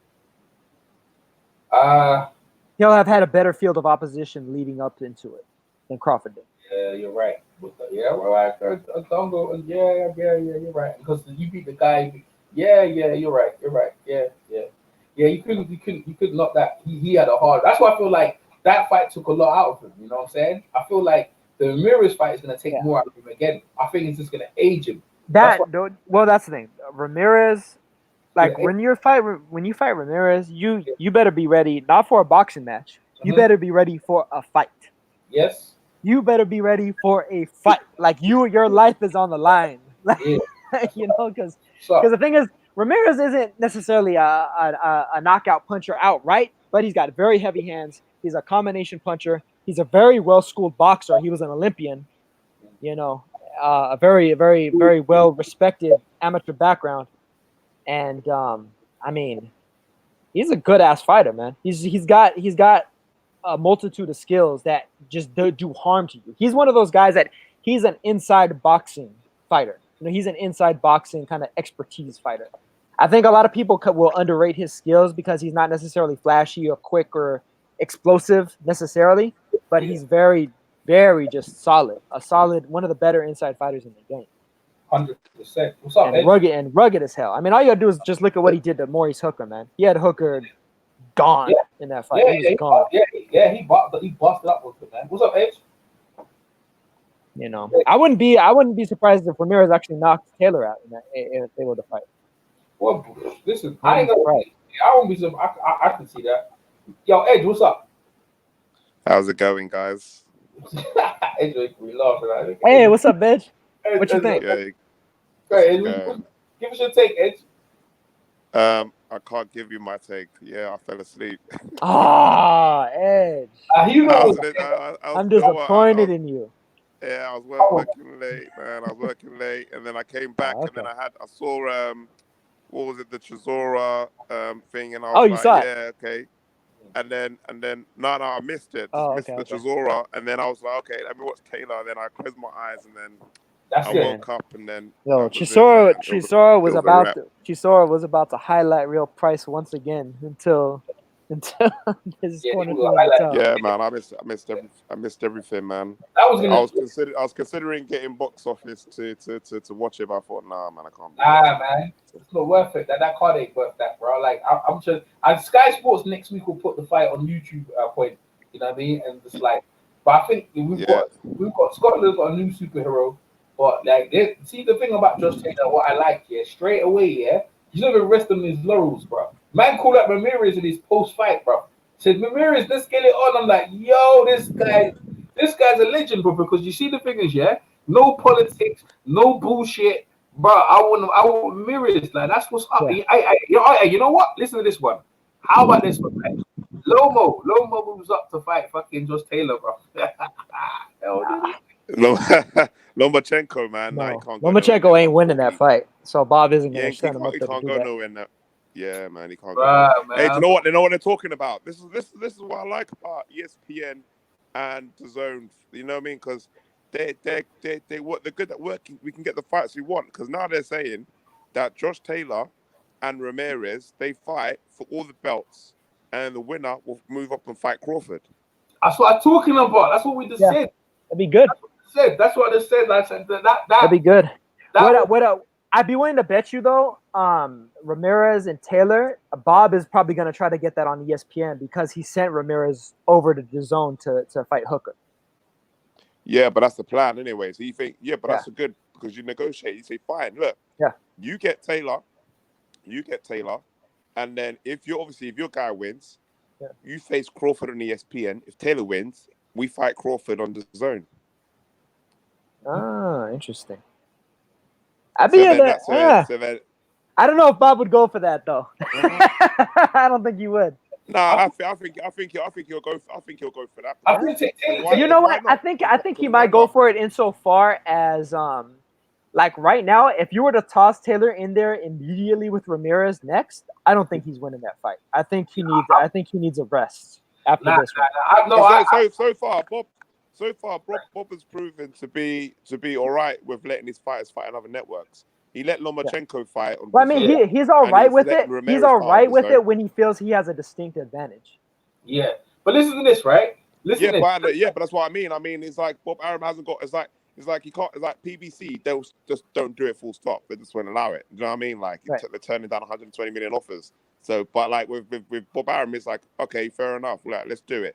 I'll let him fight on the Zone if you let me do this or let me do that. He's willing to do something. You know what I mean? Uh-huh. He's just willing to, but I don't mind that because that means we get the fights that we want to get. Do you know what I mean? That's the key. You know, so we'll see if it happens anyways. But I think, obviously Ramirez is the next step. I think you can't fight no one else because you know what? He can fight Flanagan. As just I fight Flanagan just the warm up. But the thing is, eventually, like someone's gonna pick you off. This is the thing about boxing, right? And people underestimate to stay on the top in these days with all these peripheral belts. It's so hard. So you have to keep pushing and just keep striving. You know what I mean? Taylor took a hell of a beating in that thing. Yeah, he need a rest. But the thing is, Ramirez is perfect for Ramirez. Is not gonna run. He'll be right in front of him, bro. He'll be right in front of him. He don't have to go look for Ramirez. So you know what I mean? Ramirez will be right there. Machismo, mano a mano. That's what's up, bro. That's gonna be a great fight. Yeah, that'll be a hellacious one. Yeah, I look forward to that right there. I mean, that's. Other than that, Edge, you watching the fights today? Shakir Stevenson and that, man. Edge is probably bounced off. Edge just got his piece and gone, you know. All right, Smoke just jumped in. Oh, Smoke's back. What's up, Smoke? Smoke's shaking off the Edge. What's up? Edge just jumped. Yeah, I can't let that stand. Come on, guys. All right. Edge is gone now. As soon as you call me gone, bro. Like. Yeah, you just can't say all that. I mean, look.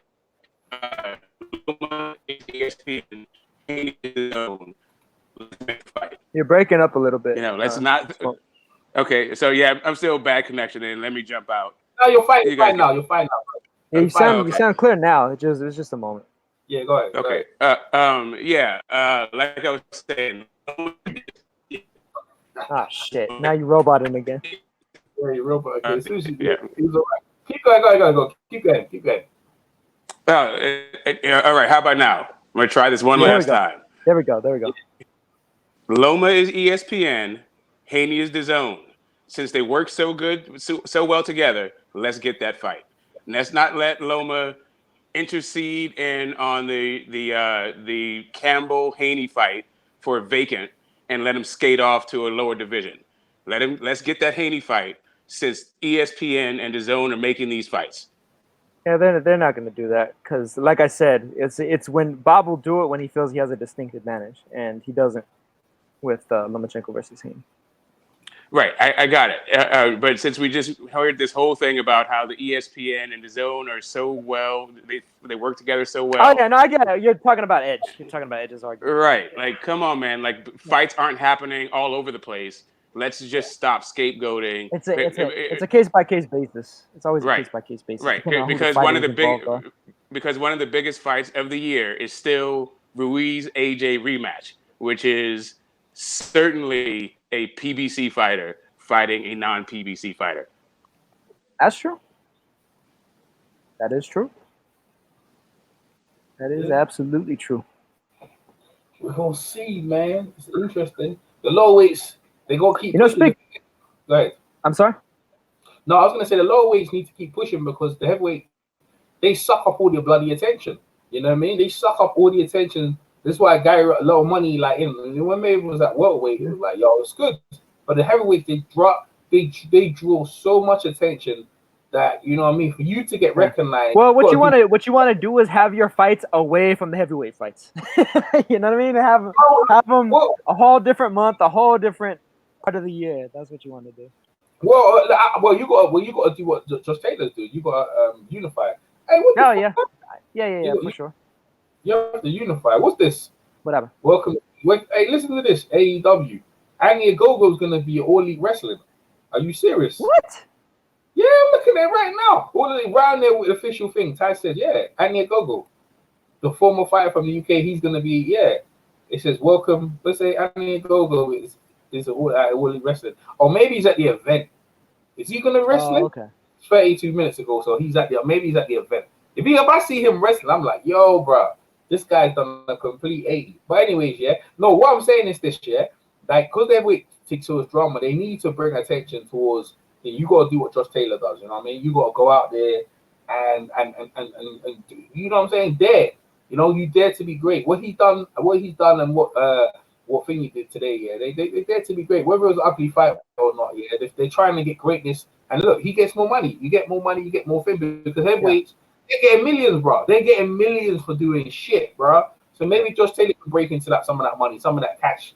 You know what I mean? Because what's Callum Smith? I think he will from this point on, and especially if Joshua loses the rematch to Ruiz, he will especially so because he won't just be Scotland's fighter; he'll be the UK's fighter. Yeah, but what's Callum Smith done, yo? Callum Smith won the World Boxing Series. He ain't done nothing. He's sat around and be like, he's a recluse, man. You know, like he's not one of those guys that's out and calling people out and all that stuff. And so, you know, he just gets forgotten about because he hasn't. Yeah, things going on, but the sport moves on. You know, he hasn't really been doing. Yeah, it's you know, there's a what have you done for me lately factor, and even then, like you know, Callum Smith, like his best wins are guys that have been beaten. Mm-hmm. So yeah, yes, right. He don't want to fight no one. Josh Taylor does what people want to do, and I give him so much respect. Yeah. Even more so now, he called up Ramirez. I said, yo, this guy's a G. Yeah. You just beat Regis Prograis and you're straight at it. Like, yo, I want Ramirez. I'm like, this guy is doing the things that you want to see. You know them old-time fighters? You know what I mean? With his eyes swollen up, go, bro, I'm ready to go against Ramirez. I'm like, yo, because I feel like he has to. I hear what you're saying, and this is why now he's got Ramirez. I'll go with Taylor, but that's what we want to see. Like, you know, get him healed up, and let's get into another mega fight. To make all these belts, you know what I mean? Let's get all these belts going on. One champion, one belt. Let's get it on, and no politics, man. No politics about it, right? Actually, you know what? Let's be some politics. Where do you think the fight should be located? Should it, you know what I mean? Actually, they should have a rematch clause, right? If you beat me, you got to fight me back in my hometown, right? Isn't it? That's maybe a rematch clause. If they were to make a Ramirez versus Taylor fight, yeah. I kind of doubt that Bob's going to send Ramirez to the UK. There's more money in the UK. There's more money over here than there is in America, right? Yeah, but I just the way that guy works, he always has to have things in his favor to a certain degree. Okay, they go Vegas then. Yeah, Vegas or New York or something like that. Yeah, they go somewhere where it's like, bro, Vegas is neutral. Vegas it's kind of neutral. You know, you're gonna have a lot of Ramirez fans there, somewhat, because the Scottish fans love to go to Vegas, bro. Right, and they, you know, they'll travel because that's the thing. Where Ramirez is from, Avano, like the Central Valley, poor area. poor area. So you ain't seen none of them dudes going over to the UK. But would you reckon they go Vegas? Yeah. Well, I mean, it's a drive, man. It's like a couple-hour drive. So yeah. I think Arum has been sacrificing Ramirez the whole time, right? He's already put him in against a Don King fighter that he was an underdog against, and also that was a good fight. And also a matchroom fighter sent him to the zone. So I think I don't think that Ramirez is one of these guys that Bob is going to protect or try to build the fight or anything. I think he's going to throw him in for the top dollar right away. Maybe you might be right about that. I was only thinking as far as he might be trying to at least save him and save the 0 on his loss column for Terrence Crawford, as opposed to possibly having it get lost against Taylor, a guy that he has no stake in. But it's the thing, yeah. He's with Barry McGuigan. He's not with Eddie Hearn now, you know. He's with Barry McGuigan at the Zone, maybe. I don't see the Zone he might sign a contract with the Zone to have this fights in the Zone, but he's with the Sowlin brothers, and he's with the McGuigans, right? So at this point, he's free. He's free. He can go where he wants. Wherever the money is, whoever's gonna pay him the most money, that's where he's gonna go. He needs to get paid, bro. Bro, he needs to get paid. The winner out of that fight needs to get some money, secure their family, and then this. You know what I'm saying? I'm sure Josh Taylor wants to fight the best, bro. He seems to me like the old school fight. He want to make sure that I'm the number one in the division. To me, he's already he's about legacy first, business second. Insofar as he feels like those big fights will get him the money that he wants. He doesn't have to just demand like, oh, I want $2 million to fight Joe Schmo. I feel like, boy, the fight with him, it might have took out of him, but let's be real, bro. That fight he'll learn so much against the Regis Prograis fight than he ever did against Ramirez, ever did against Hooker. Say that for free. I say that for free. Taylor also has a good deal of support in America already, and fighting the way he fights, he has a real good pro style. He's not afraid to color outside the lines and let the ref or the other fighter make him stop, coloring outside the line. I think he can go far. He doesn't seem to have to hide behind his promoters or anything like that. He talks the talk. He walks the walk. He shows up to fight. The future is very bright for Taylor, at least in the States, I think. 100%, man. 100%, boy. I just like the mentality, bro. I got nothing but love for that mentality. Yeah, no, I agree with you. That mentality is a little bit too few and far between with a lot of fighters right now. Yeah. I mean, that's what we used to know fighters for. That sort of mentality, like ready to, I'm ready to go next. Who's next, y'all? Yeah. Who's next? Who next? Yeah, like Sam Peter said. That's what Mike Tyson was about. It was like, I just dispatched this guy.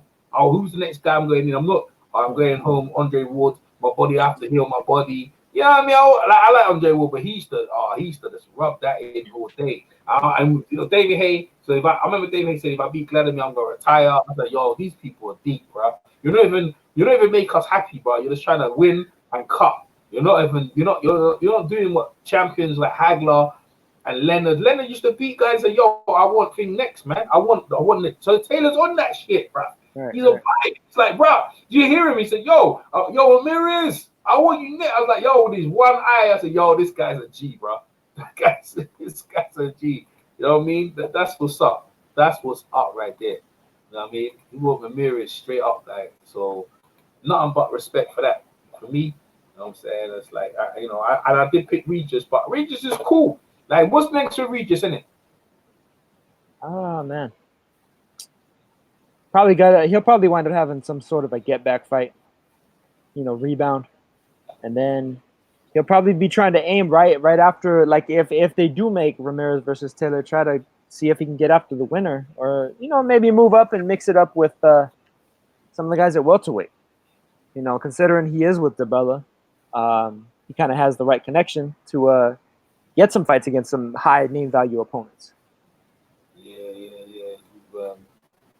He's with DiBella? Yeah. He's promoted by DiBella. He's not a Heyman advised fighter, but he's a DiBella promoted fighter. And DiBella just so happens to have promoted quite a few Heyman advised fighter events. So okay. Well, it's on popping today, boy. That's what I'm saying. It's just that's what's up right there, man. It's a great time. I think listen, boxing sitting in a good place. That's what I'm saying. It's sitting in a good place. The winner, he's acting like a winner. But I think Regis should have probably done the same as well. You know what I mean? Regis say, yeah, I'll fight Ramirez. Cool. Oh yeah, he would have. He already he had been calling Ramirez out. Yeah, I think he would have did the same. You know what I mean? Yeah, man. Well, listen, at least the night's not up though. In half an hour. Now we have a choice. Now where should we go? We go Eric Lubin versus that guy, or Shakir Stevenson, Crybaby. Sorry, Shakir Crybaby Stevenson. Who should we go for? Well, I think there's gonna be a difference in the time between when those main events actually happen. Okay. I think the Stevenson main event is gonna happen before the Lubin Gallimore main event. But I do think that the Stevenson versus Gonzalez fight is happening at the same time as Easter and Granados. And I mean, you can kind of go 50-50 either way with it. Easter and Granados are more battle-tested veterans compared to Stevenson and Gonzalez. But Stevenson and Gonzalez is, battle between two undefeated prospects. Have you seen Josh Taylor's eye? Have you seen Josh Taylor's eye after the fight? Yeah, it looked terrible. It is completely. It looked like, bro. That's. You didn't talk about black eye. Yeah, it's shut. Fuck a black guy. It's a shut eye. Yeah, the thing's completely black. He has no eye. You can't see his eyeball. I haven't seen, bro. One eye jack. Everything, bro.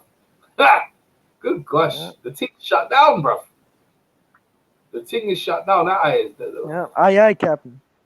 And the thing is, he don't care. He's got the chip, man. I mean, that's what's up. You know what I mean? He's an exciting come forward fighting champion. You know what I'm saying? Like both of them are. Like Regis, we see what Regis next. So I know what Regis gonna do with himself next, though. But he needs to do something. You know what I'm saying? But that Taylor fight there, that's a good Regis. Oh, they got Regis. What are you gonna say? I keep playing this a bit on Sky. They want to play, but every time I try to play it on the zone, it keeps. Let me see if I can play this. It keeps disappearing. This video is not available in your location, bitch ass. Oh, I was gonna play that joint right there. Yeah, I hate it when they geolock fucking YouTube videos. It's so stupid. Shut EJ down on that one, boy. Other than that, man, yeah, we're still rolling. We're getting ready for the fights later on, man. Definitely gonna be some good fights. Lubin, I don't really care about Lubin too much, man. To be fair, I don't. Yeah, I mean, he's trying to get back into a title shot situation. Yeah, Lubin. Yeah. It's not a bad fight though, man. Gallimore's a tough fighter with a good knockout record himself. So. Lubin's been around for a minute, but he ain't been around for a minute. I mean, he's a young guy though. What is he, like 23? Yeah. Hey, what will we got next week now? Anything else coming next week? Quite a bit. Yeah? What we got? Kovalev, Canelo. Aha! There you go, my man now, boy. Just laying it out. You get. Also got Burchelt versus Sosa. Oh, there you go, Burchelt. Battle will be around for that, man. That's battle. Yep. Also got Joran Ancajas versus Jonathan Rodriguez. Also got Ryan Garcia in a serious test. Yeah, who's he going to get? He's fighting this guy named Romero Duno from the Philippines. A guy that a lot of people were saying that he was ducking. Ben Liu is a Ben Liu type of guy. It's Ben Liu type of guy. Yeah. you know who Duno reminds me of, EJ, actually, is John Real Casimiro. Oh, real? Hey, you know what? That's who he reminds me of. He's fighting a good fight coming up, actually. He's fighting Zlami Tete. He gonna knock Zlami Tete into next week. I'll tell you that for free. Yeah, I don't know. That. Yeah, he will. Knock him into next week. I mean, he might. He can be outboxed though. Casimiro can be outboxed, so I could see Tete being able to outbox him. But yeah, if he lands on Tete might be going to sleep. I see Tete vulnerable against the other African, Milani, whatever his name is, man. Milani, yeah. That guy's short, man. I see them just walking. I see him put his hands on him, so you know what I mean. I like his chances. I always like his chances. Yeah, but that Duno dude, he's gonna put Ryan Garcia to the test. He's gonna put Garcia to the test, and there might be some very happy people out there that hate Ryan Garcia, depending on how that fight actually plays out. I think Garcia should be able to beat him, actually, but, he's a rugged guy, Ryan Garcia. Finally He's get a a test. tough. It was gunning Oscar De La Hoya the other day. Hey, what's wrong with your man? Hey, what's wrong with your man's Oscar De La Hoya now? What's going on with him? What's the charge? I don't know, sexual assault or something? Something of the sort. I haven't read any of the articles, really. I just seen people posting about it on Twitter and such. Yeah. Oh, and then go ahead. And I guess, like, he was using his hand in a certain way that I don't know if I want to talk in more detail about, because, YouTube and all that. All right, leave that one alone. Leave that one. But, my man AA saying, isn't Anthony Gogo registered blind? I know he has two detached retinas. Really? I didn't know he had two detached. Thanks. Damn. Well, That's not good. I think he's probably just there watching. I don't think, you know what I mean? Yeah, I don't think wrestling, because if you got two detached retinas, the wrestling is not the place to be, bro. No. It'll make it worse. I mean, that shit worse. I swear that I think Shawn Michaels got detached retina. Because one of his eyes is going one way and going the other. Yeah, I mean, he never used that. In fact, actually, this surgery to straighten out your eyeballs, though. Actually, yeah, you can turn your eyeballs back. I've seen they put some kind of plastic in your eyeball and they turn it back. It takes a while though. Blind an eye for a bit. At least they straighten it out though. I think Shawn Michaels probably don't want that because he's like one of his eyes is wonky, bro. It never used to be like that. So but yeah. So Oscar De La Hoya, we talked about him. Go ahead, Smoke. Smoke, you say something? Right. Smoke. He's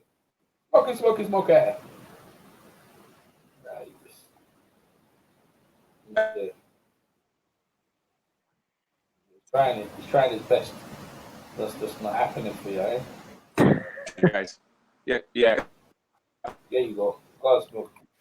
Get it out, son. Yeah. Hey, you've been on Beats since now. You've been on Beats' channel. What's Beats saying? Yeah. He thought Prograis won. Oh, he thought Prograis won? Beats he ain't never Prograis won. He thought he deserved to gut it out. He thought Kell Brook won. He thought Kell Brook won. He thought Sean Paul won against Kell Brook as well. So interesting. Yeah. So that's but hey, listen, I was surprised when they said they thought he won. I was like, yo. But the thing is, to be fair, I have to try and find the fight, sit and watch the fight, and this, that, the other. You know what I mean? Porter versus Brook? Nah. Regis Prograis versus Taylor. Oh. Yeah, man. It was a tough fight to score. It really was. It was? Yeah. A lot of close rounds.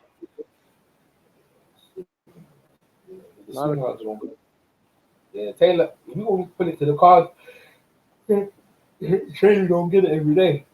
You know what I mean? Yeah. He was trying to stop Regis though. Just being located where they were at, it was ultimately going to favor Taylor. Yeah, I think when I see my guys in the gym, I told them Regis to knock him out. They might tell me that I had Regis winning, man.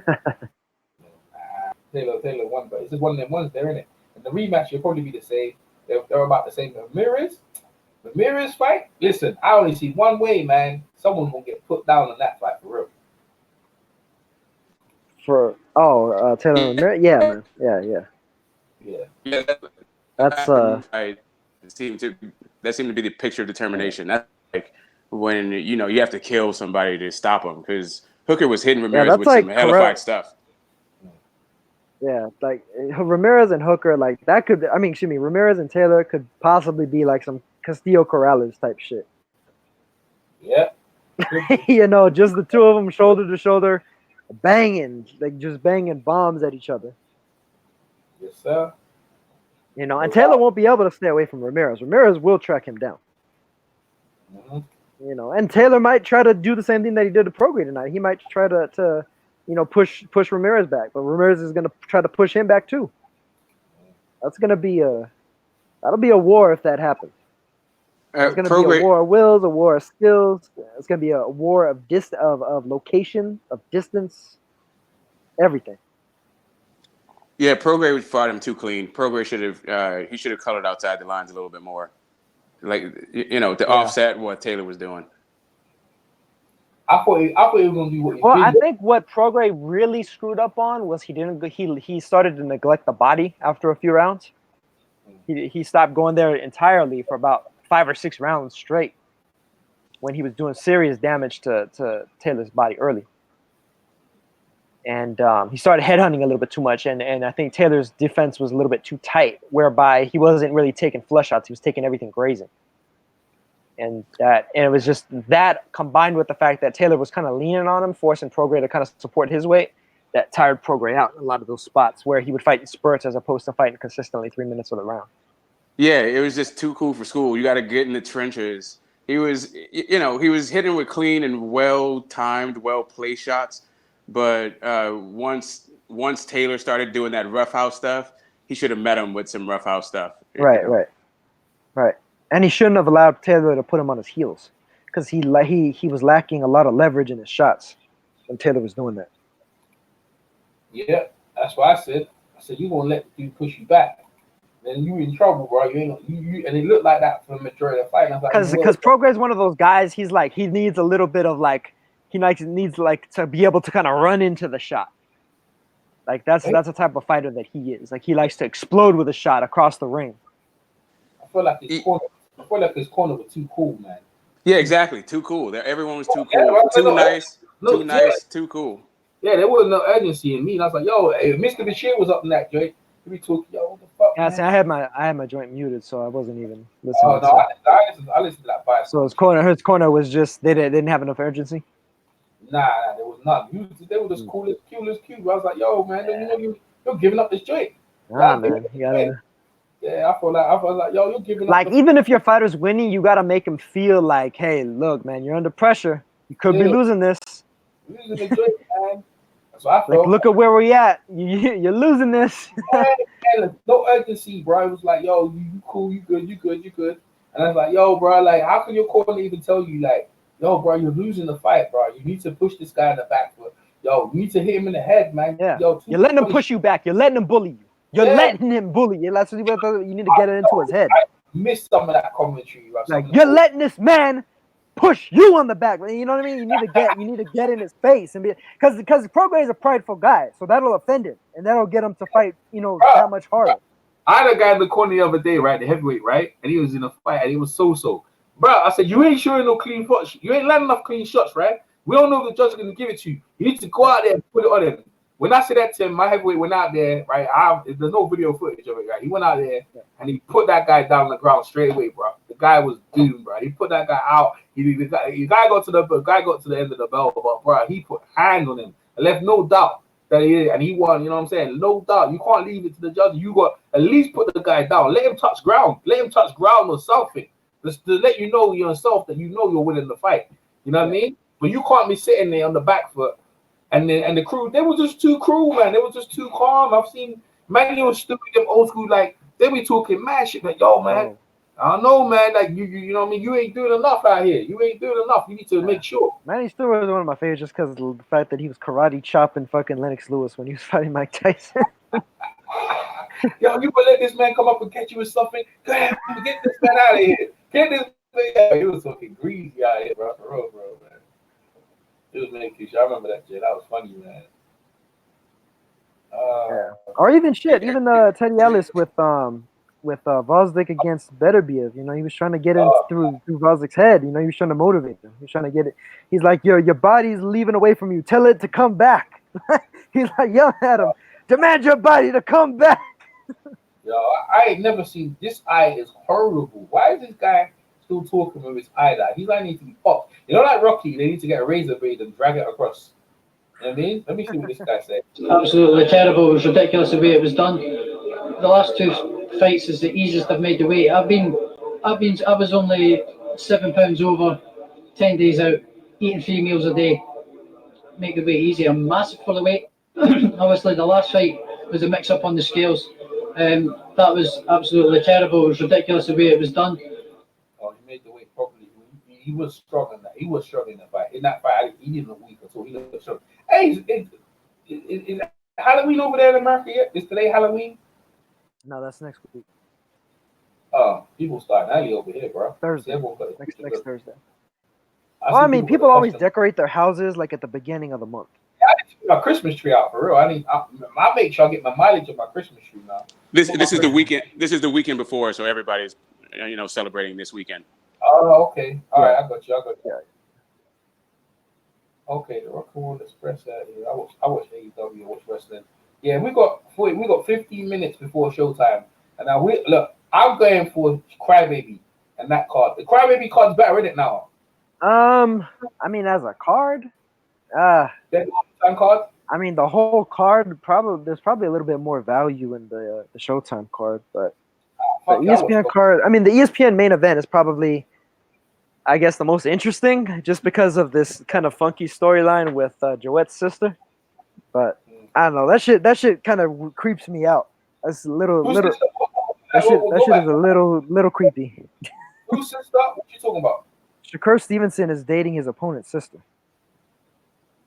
Stop there. What you talking about? Yeah, he's dating Joy Gonzalez's sister, man. So they've been using that to hype the fight. What kind of fuck shit is that? How's that gonna work, man? Y'all are some bullshit, bro. Like, listen, now you're fighting for your first world championship against bro. That's some bullshit, bro. She ain't gonna move him off of that. They done, man. They done. He gonna put hands on her brother, bro. How can you do that? Now this guy's crazy. Like, have you ever heard that before, Smokey? Have you? That kind of bullshit is that? No, are you serious? I didn't know that. Yeah. Now it's all the intel, bro. I didn't even know that like that. Yeah, there's like they have like little featurettes on it and all that stuff. I haven't watched them because it just creeps me out too much. It creeps me out, honestly. Like, that's a little incestuous. Little incestuous, you know what I mean? Well, not really, but it's like, yo, bro, like, how you gonna put hands on your future brother-in-law? I don't know.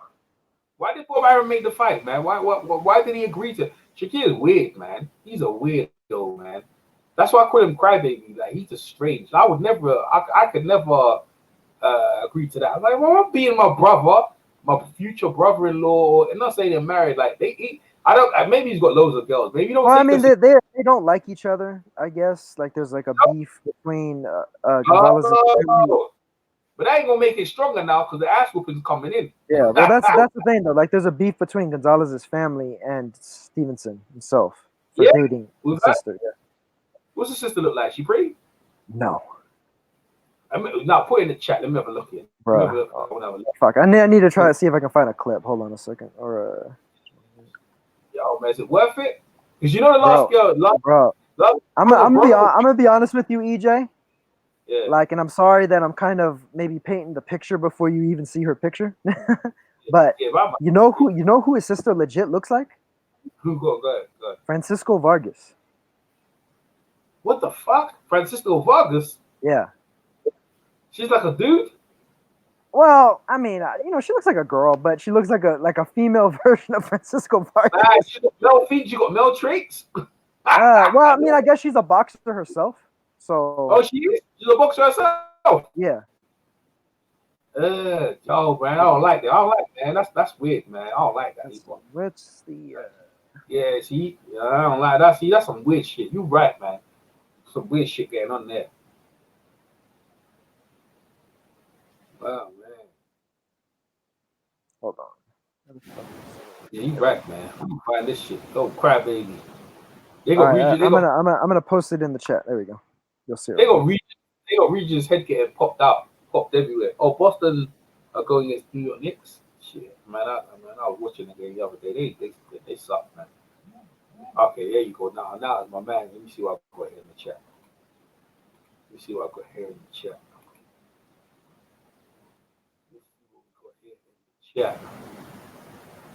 Where at now? That ain't it. I Smokey put something in the chat. What you got here? Which chat we on? Let me try I'm talking about the Devin Haney, Zara Abdullayev hanging out thingy. That's where I put it. Because I don't know if you can actually put it in this. StreamYard thing. Let me see. Oh, there it is. Maybe it comes up now. I used to see what's getting on there, man. Yeah. Oh, huh? Yeah. Huh? They fight over her? Does Yes. she look good with makeup on? She ain't know that, man. You right, man. She looks like Francisco Vargas. You're right. I told you. Is that Francisco Vargas right next to her? Is that Francisco Vargas? That's No. That's Joette. That's her brother. That's the brother he's fighting. Yeah. Yo, she looks like she's old. She older than him. She older than him, right? No, she's younger. Really? As far as I know. I mean, she looks older, yeah, but no, she's actually younger. Yo, why is he fighting for her for, bro? What's it the fight, yo? I don't know, dude. Well, I guess I say I don't know because I don't have any younger sisters, but I guess there's that old thing about like, oh, like, you know, you're kind of protecting your sister if you don't think that the guy she's dating is worth a shit. So there's that. I know, because you know Shakira Stevenson is probably swinging the other way. That's what it is. Everyone knows what it is, man. I ain't saying the name. That ain't got nothing to do with it. He don't like it, bro. You know what I'm saying? She a crybaby. I'm in what's the smoke said? I'm in a hotel in Los Angeles and the bullshit network here. Don't worry, Smokey keeps ejecting me. Don't worry about Smoke. Yeah, it's all good, man. Yeah, we keep next time. Nah, he can keep trying. I'll keep putting Smoke. Yeah, or that too. Yeah. Chime in and all that. But though, I don't know, that shit is creepy as fuck to me, though. Like, to be honest, man, be fighting over your sister and shit. Like, fuck it. You know, you're my whatever. I don't give a shit who you date. Nah, she I don't know, man. She was saying shit. Yo, bro, like she ain't even hot, bro. There's nothing hot about it. She got a body on her. She must got a body. She fit, right? What's going on? What's up with my man? Maybe he's fronting. He's just with her just to say, yeah, I'm straight. Oh shit, bro.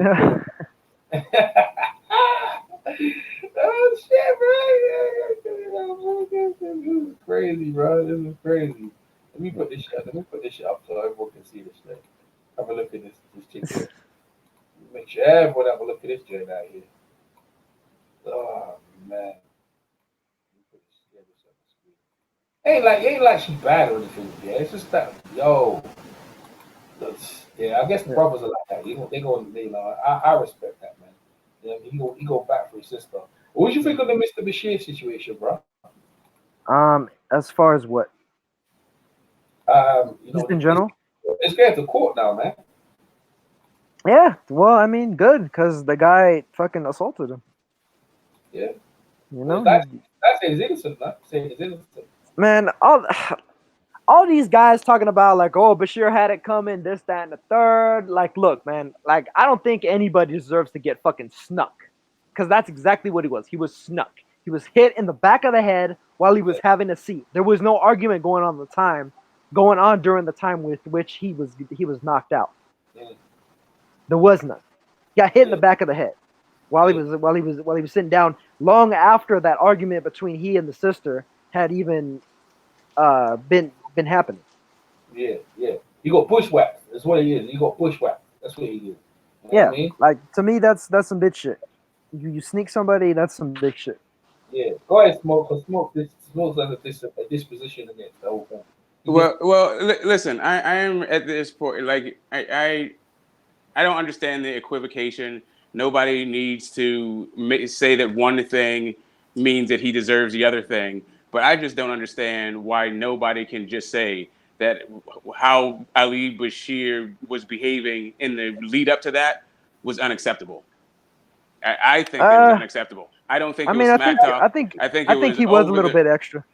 I just don't need to see that. And the fact that he is an elder makes it actually worse to me, not better, not excusable, whatever. But I also hope to, maybe when I'm that age, I get the same pass, but I don't, whatever. What pass did he get? Because he still wound up in the hospital. So that other guy, I mean, is there any sort of comfort to know that the other guy broke the law and is going to get prosecuted? According to Bashir, that's what he wants. So he's going to get some sense of justice because that's what he wants. But for me, I don't think that Mr. Mack, I don't think he knows how to behave around people. I think that he definitely needs to be put away from regular people because he doesn't know how to react appropriately. And all that being said, I don't want to see the elder statesman of boxing behaving that way. I just don't. Yeah, no, I agree with this to a degree, Smoke. I do think that he probably should have just kind of walked away from the situation. I understand that that chick really didn't belong there at that point in time, and I think that she's probably the one that started the fight. But you can't be arguing with a female like that. You really can't. Right. Like who started it? Shit goes left very quick, and Like, you need to be aware of how bad it can get before it gets there, because a lot of people die over stuff like that, over simple bullshit like that. Who started it that's one thing, and that's one responsibility. But also, there's a responsibility to diffuse a situation, not escalate. Right, exactly. Not escalate it. Yeah. Yep. I agree. I do think he was being a little too extra, but I don't think that he deserved what happened to him. Right, and even if he is trying to sell the fight, then I think that he should have left it to the fight. Then he should have said something like, "My fighter is going to beat your fighter," or "You're not going to make weight," or something to the effect of actually building the fight, not get into some sort of back and forth with an entourage member. We were talking about this the other day, where it's not about the trainers, it's about the fighter. Yeah. But even if the trainer does get involved, they should keep it about the fight and the fighters. Because even when you saw, Ruben Guerrero or Mayweather Sr. or Freddie Roach get into it, they kept it within the boundaries of building the fight and who's going to win the fight. I mean, I guess Ruben Guerrero went to beat his wife kind of thing, but even then, it wasn't like a physical altercation. He was just, he's just popping off at the mouth. Yeah. Yo, hey, no, what do you think? You think your guy Teofimo Lopez is gonna beat Cormier? Yeah, I do actually. You on your own with that, bro. I think he's gonna be able to get him. Nah, right? He looking like shit. Like shit. He looked like shit against a fighter who's nothing like Cormier. Fights exactly a completely different style than what Cormier does. His highlight reels are finished. That guy Nakatani's gonna give everybody at 140 problems if they fight him. He gonna get stressed out. Cormier gonna. I'm sorry, everybody at 135, not 140. Cormier gonna make Teofimo Lopez. He gonna make him a highlight. I mean, he might. Cormier might knock him out. He might, because Cormier is a big puncher. He's a beast of a fighter. He's an absolute beast of a fighter. It's a great fight. It's a great fight. Yeah. I just personally think that Lopez is going to come out on top. I do think that he's going to beat him. Yeah, that's a tough one. I go back and forth on that one. Cormier is a hard. I go back and forth. Cormier's got bricks in his hands, man. He's that guy. He doesn't throw enough shots. To me, he doesn't throw enough shots. I think he is. I don't know if he's in love with his power or if that's just his style, kind of thing. I don't think he's actually in love with his power. I just don't think he throws enough. You don't think he throws enough, Cormier? Yeah. Well, not only that, but he's also a bit open. He's a little bit loose with his defense. He can be caught in between his shots, and I think that's where Lopez is going to do. He's going to catch him in between. He needs to solidify himself by beating Teofimo Lopez, bro. That's what he needs to do. He needs to put Gardner on the map, man. Gardner ain't got no. I think he's already solidified himself, to be honest. Just like the run that he had in general. I mean, he arguably. He didn't actually win, but he arguably beat Easter. Yeah, that was a good fight. What about that? He beat that Russian guy. Didn't get the decision, right? Shavakov? No, he lost that fight. No, he didn't. You won that fight. No, he lost that fight. That was a clear loss for him. Nah. I ain't winning the fight. I put that rope through that, man. What's Shavakov? Who Shavakov we lost to recently? He lost Dennis to Shavakov? He got knocked out by Rene Alvarado. Oh. No, actually, no, he didn't get knocked out. He lost a split decision. I thought he got knocked out. That's weird. Didn't he get knocked out? I swear he got knocked out recently. Nah. Good division, though. Yeah. Well, that's the thing. He had actually gone down. He fought Rene Alvarado at 130 when he lost to him. Oh, okay. Because Rene Alvarado, I believe, is going to be fighting. Who's he fighting next? Man, I don't know. I'm watching undercard. One of those guys. I'm watching the undercard of the top rank card right there. It's got Conway versus Esparza Jr. No, but what do you know about these two here? Nothing. I don't know. That was my man, bro. You know what I'm saying? Like, that's the first time I got you, because now I know everything about everyone, bro. I mean, there's a lot of these guys that are like debutantes and stuff, you know, like early in their career. Early in their career. There's really nothing you can really research about them very much. Yeah. Let's see. Well, apparently Francisco Esparza is 9-1-1 with 3 knockouts. Matt Conway is 17-0, 7 knockouts. Well, he's supposed to win. Yeah. I ain't gonna lie, Latino fighters, since Ruiz wins that belt. Yeah, man. I tell you what, when Ruiz finally beats Joshua, he beats Joshua. I don't know. I think he'll be an active champion, bro. What do you think? A what? An active champion. Oh, an active champion. Yeah. I can see him being busy. Yeah, I can see it. Oh, the fight's over. Yeah. That was the last round that just happened, as you mentioned the fight. Oh, he got knocked down. Is that Conway? Nah. Whoa, shit! That Conway dude was getting his ass whooped. Yeah, Conway's getting knocked down. He's an Irish dude, isn't it? Yeah, I guess he might have taken his first loss here. Yeah, I heard Dana White said he was going into boxing. I'm like, yo, bro, I ain't tripping about Dana White, bro. Ain't no one run over to Dana White. Yeah, I don't think that's gonna work out for him. Many guys have came into boxing. Not everyone can pull that pull. You know what I mean? 50 Cent, you know what I'm saying? That's different, bro. Yeah. Well, I mean, to be fair though, there's been. I mean, I don't know if him, but there have been boxing matches on UFC Fight Pass. Yeah, I know they have. They had the season kick for in that card, or one of their cards, right? No. No. The one that I'm thinking of, probably the biggest boxing card they've had on UFC Fight Pass was Ioka versus Palikte. They need to stop calling it UFC Fight Pass, bro. They need to just call it a boxing show and then stop with that bullshit. Because I ain't trying to watch no. Well, I mean, they were just carrying it for the US.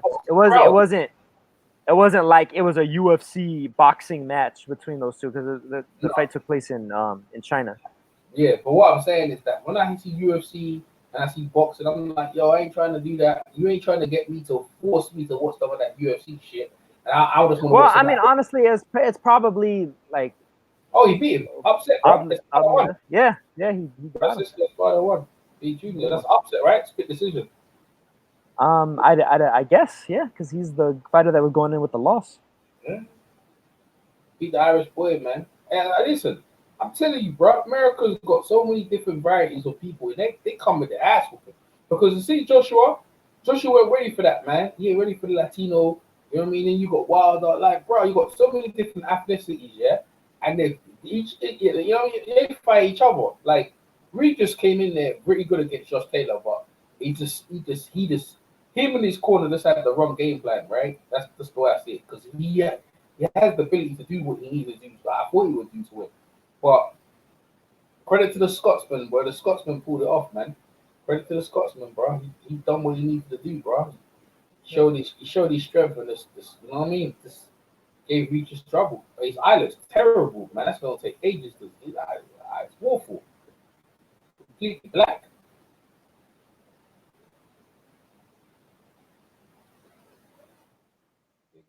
Alright, who we got fighting next? What's this? Yeah, let's see next. I got sharing pizza. Will you go and watch the Showtime card? Yeah, the Showtime card starts at 2 in the Yeah, it's on right now. They're just talking more Ranallo and Malignaggi. Guys. They need to be more active, man. Showtime. They were killing it. Yeah, 2 years ago. They're practically out of the sport right now, man.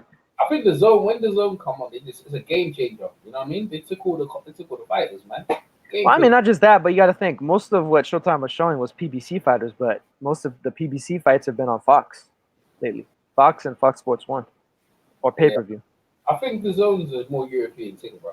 I know they got some American fighters, but it's a European thing, and it inroads into America. Because you notice, there's more European. I mean, they got American fights on them, but like more time, it's just European. The Eddie Hearn cards are just freaking everywhere, bro. Well, no. I mean, the thing that I really like about the zone is they carry a lot of cards. They've carried a bunch of cards from Thailand, cards from Japan. Yeah, you're right. Worldwide. So that's what's up to me. Because normally I would have to try to find a stream on on Joe Schmo's website, and then I can't understand anything because it's on Japanese or Thai. Yeah, you're right. And you know what?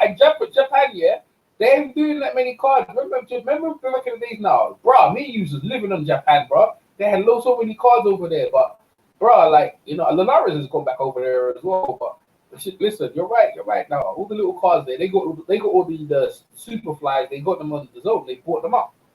Mm-hmm. Yeah. So yeah, like Shiro's been on the zone. I think Kyoguchi was on the zone once or twice. No, actually, no, he wasn't. Kyoguchi wasn't. Shiro was though. Yeah, who's these two guys here now? Let's see. Hold on. I just had him up a second ago. Diego Elizondo in the black and gold, and Mike Danny Sanchez in the blue and silver. Yeah, both undefeated. 2-0 for Diego and 5-0 for Mike. Oh, what about no play? Both of them 2-0?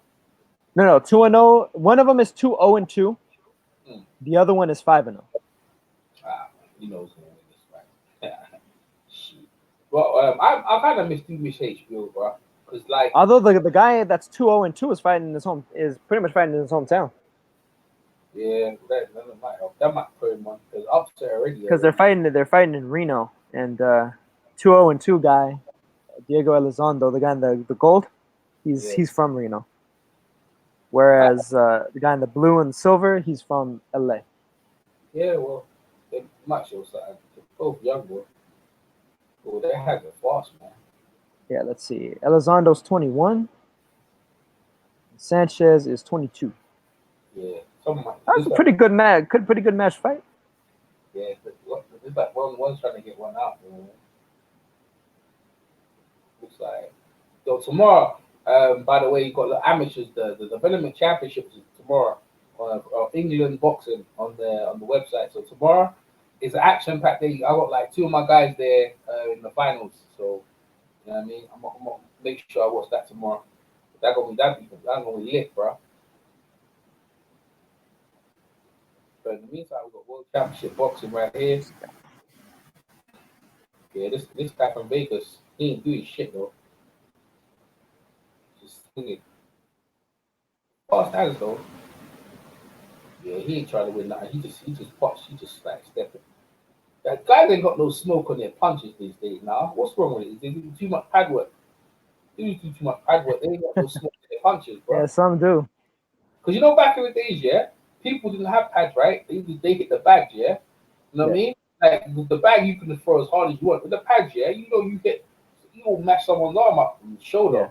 You know what I'm saying? So I don't know if dudes are hitting as hard as they could do if they were just hitting forcefully on an object that doesn't move.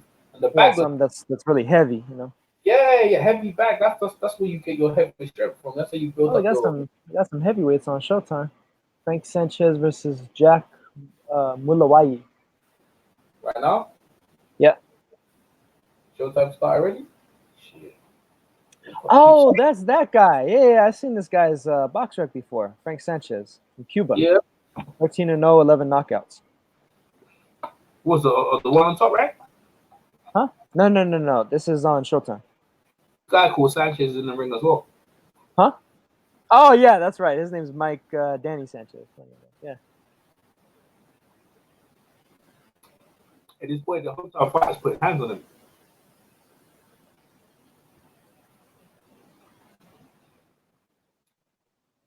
This boy's boxing like Mayweather, bro.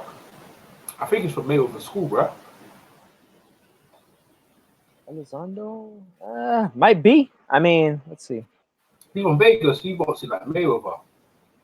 Yeah, there's probably a good chance that he trains there. Yeah, he does. He fighting like that. He doing that pat, step back, drawing you in. I know the styles, bro. He just knows the styles out here. Put my eyes on it. Smokey. Are you still there? Let me see if Smokey's still around. My boy Smokey. Yeah, he there. Let me put it back in. Yeah, he back. Oh, the KSI? Can we talk about KSI, more about KSI and Logan Paul? Go ahead now. I don't know, man. They're not boxers. I mean, I guess they technically are now. You know, it's gonna be a pro fight, but come on, man. You don't want to talk about that? Like, I mean, what's there to talk about? Like, they're not gonna fight anybody else except each other. No headgear and the rounds are longer. Yeah. I don't know. I imagine that might favor KSI because Logan Paul seemed to gas out in their exhibition match, but you know, being that they're gonna have the lighter gloves with less padding and no headgear, that might also favor Paul because he had KSI kind of fucked up early. Yeah. So what's up, EJ? What's up, Champion Ross? What's up, man? Oh yeah, Champion Ross. Yeah, man, you hit me up about the league, innit? See, look, no, that's your boy, right? He's in a prediction league. Yeah. Where's that at? He was telling me about it. Like he got a group on Facebook, right? Oh, okay. That's what you're saying. That's what you do, league? That's what you do with him now, yeah? Yeah. Well, that's the thing. He sent me like a what is it, like a DM or whatever in the Hangout thing, and he just sent me all the fights, and then I just sent all my picks to him. So who'd you pick for Regis? I picked Prograis. I can't remember if did I pick him by stoppage. Yeah, I might have. Okay. Yeah, man, I'll be picking. That's why I appreciate the league and stuff like. Yeah, I did. I picked Prograis KO 10, so I was wrong. But you see the thing about Rush, yeah. You see when I make my pick, yeah, I tended to change. Well, what had me fucked up though is I missed the Chisora knockout by 1 round. I put Chisora KO 3, and he got it in the fourth. Yeah. Okay, all right. Man, I knew that. I knew that I wouldn't have put no. I put that. Man, I wasted like £30 on betting. I ain't won shit for. I used to have some glory days, bro. Man, I ain't shit no more, man. Can't bother to bet no more.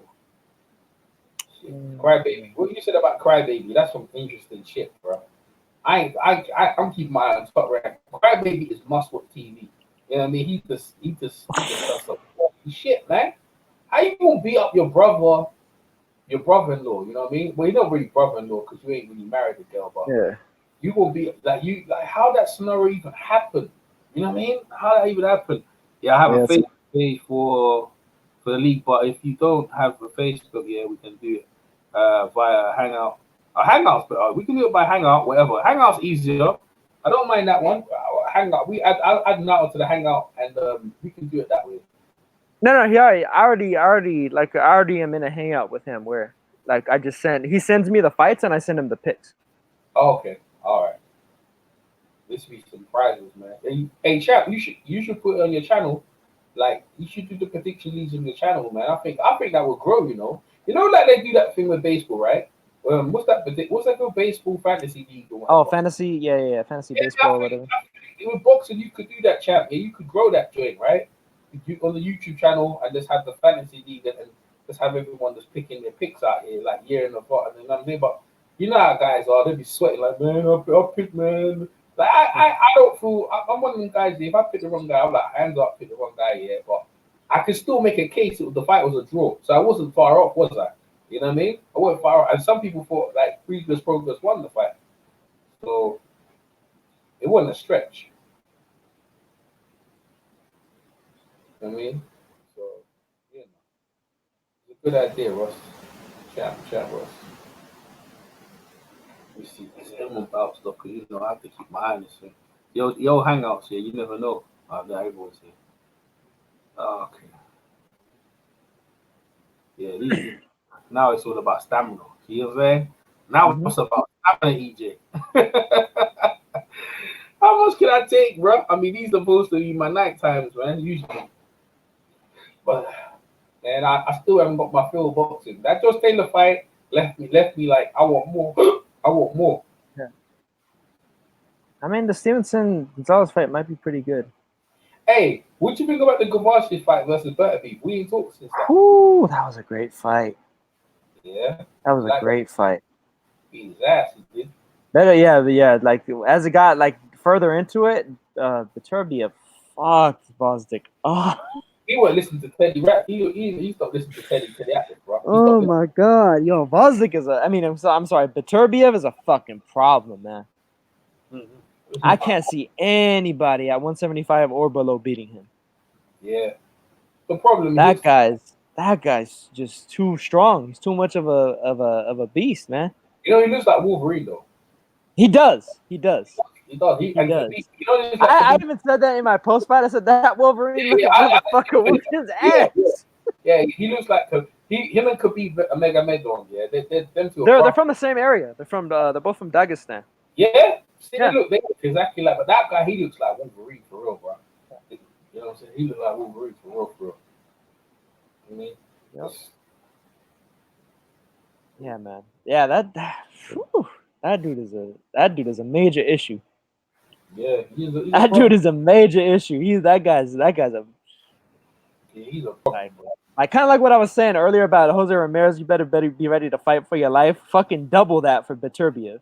Yeah. That guy's got some heavy hands. He's throwing hard shots, and his chin is like granite, man. Because Vozick was hitting him with some clean shots. Yeah. Clean shots. Same type of shots that put Adonis Stevenson in the hospital. And Beterbiev, he would eat one of those clean shots, and then he'd like throw Vozick to the ground afterwards. Like, get the fuck out of here with that. Well, the thing that shows you how hard Callum Johnson hits it. Oh, this guy hit the deck. That shows you. Oh yeah. Callum Johnson had him fucked up for a second. Yeah, he did. Definitely did. He definitely did. They intended giving this kid Sanchez a count. No. Yeah, he's giving Sanchez a count. Yeah.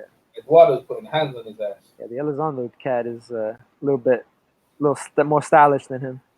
Yeah. Hey, Champ Rush, you want to jump in? We don't mind. We jump in, add to the panel, man. Keep trying to keep EJ a week out here. You know them Z's are coming.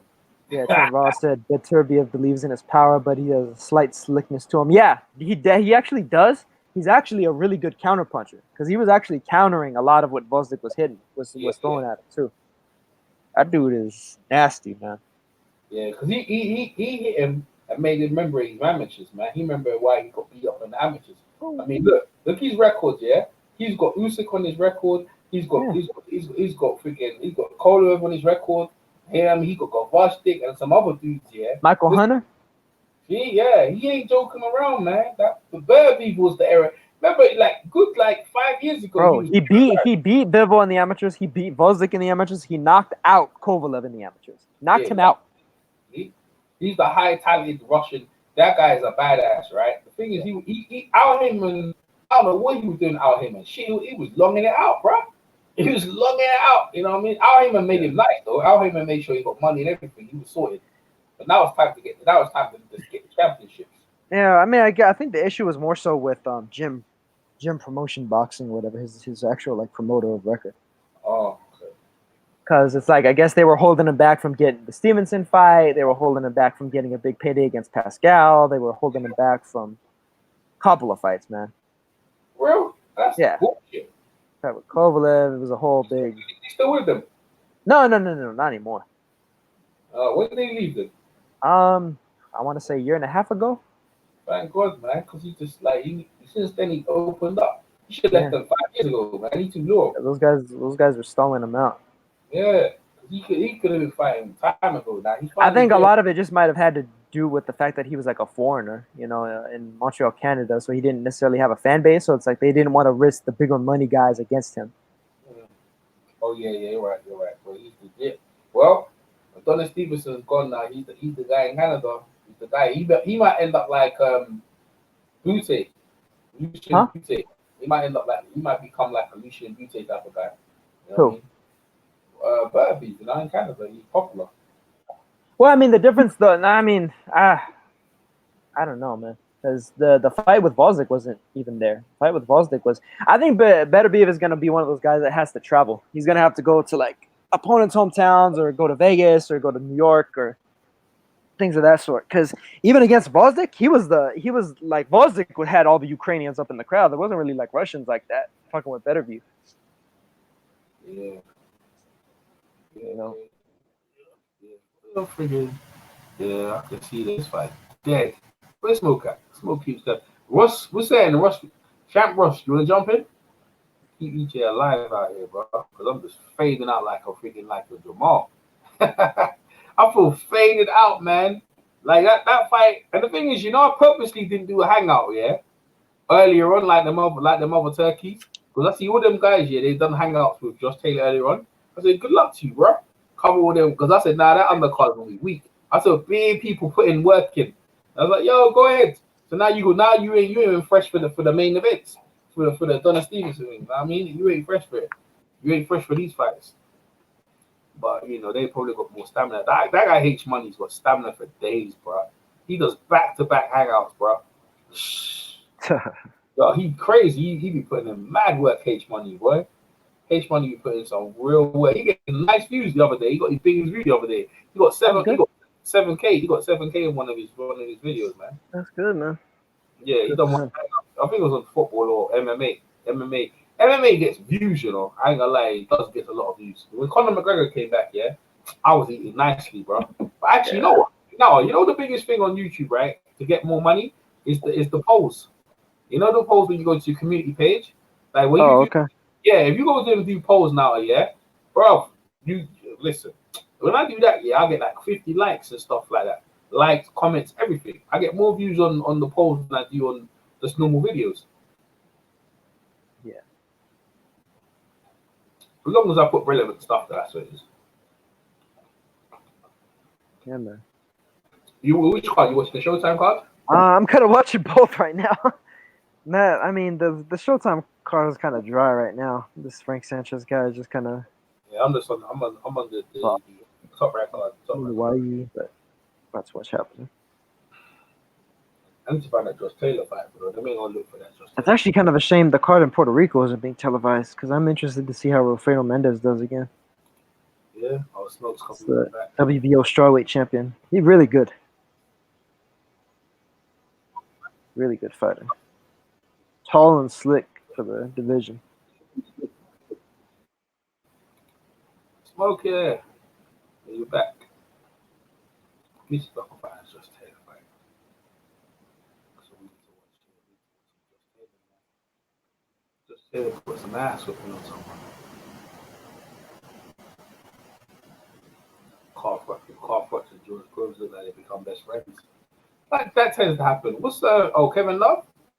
Christian Thomas hit. Christian Thomas still playing in Cleveland? Shit. LeBron left. Oh, Tristan Thomas hit a free? Yeah, he did.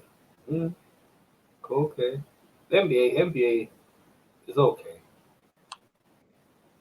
Kevin Durant comes back to Brooklyn, that'd be pretty good. Clarissa Shields planning to move to MMA in 2020. Real? What? Yeah. I think it's a good look. She get more views. Yeah, probably. I don't think they like her over there, right? But I don't think they like her over here. I think she'll be more liked than MMA, bro. She'll put hands. Amanda Nunes, yeah. Because look, you see that Holly Holmes and stuff like that. It don't be funny though. If she gets put to the ground, she'll get her ass whipped, bro. If they put her to the ground, she's gonna get her ass. They go punch her ass up. Yeah. I mean, I don't know, man. It's a whole different style of fighting, Mayer was smart. He had them come to a boxing ring. He wasn't trying to get in no blood cage. Because they could kick your legs out, man. Like I mean, it's a whole different style of fighting. Some people can transition, some people can't. It just depends on the person. They're gonna whip her ass out there because they're gonna. Fucking Ray Mercer knocked out a former UFC champion in an MMA fight. Yeah, there you go. Yeah, he was winning that fight though. Tim Silva was winning that fight though. He got stupid, careless. No, he wasn't. The fight lasted like 5 seconds. He was winning the fight, man. He had him outside. You know what I'm saying? Nah, I mean, maybe not. He wasn't winning the fight, but he knocked him the fuck out. Yeah, he did.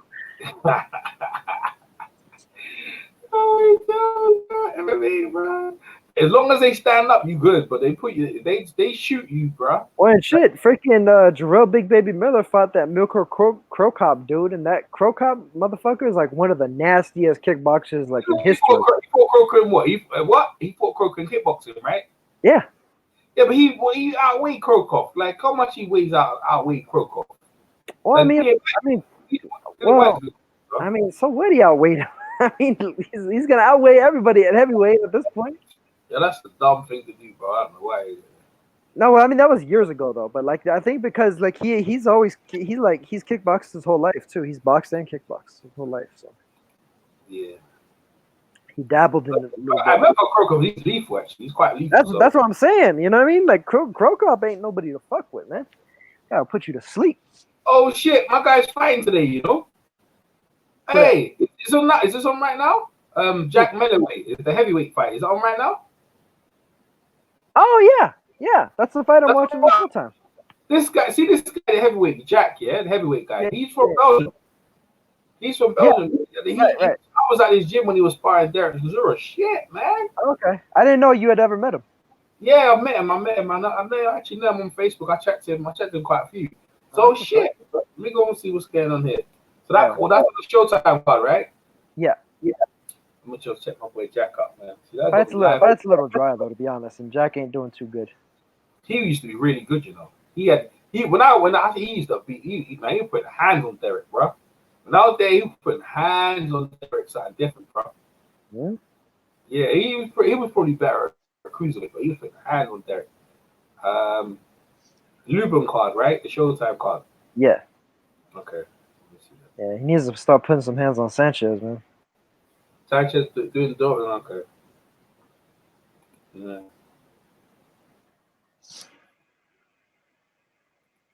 We just have to turn back to England, man. And the thing is about English people are cold, bro.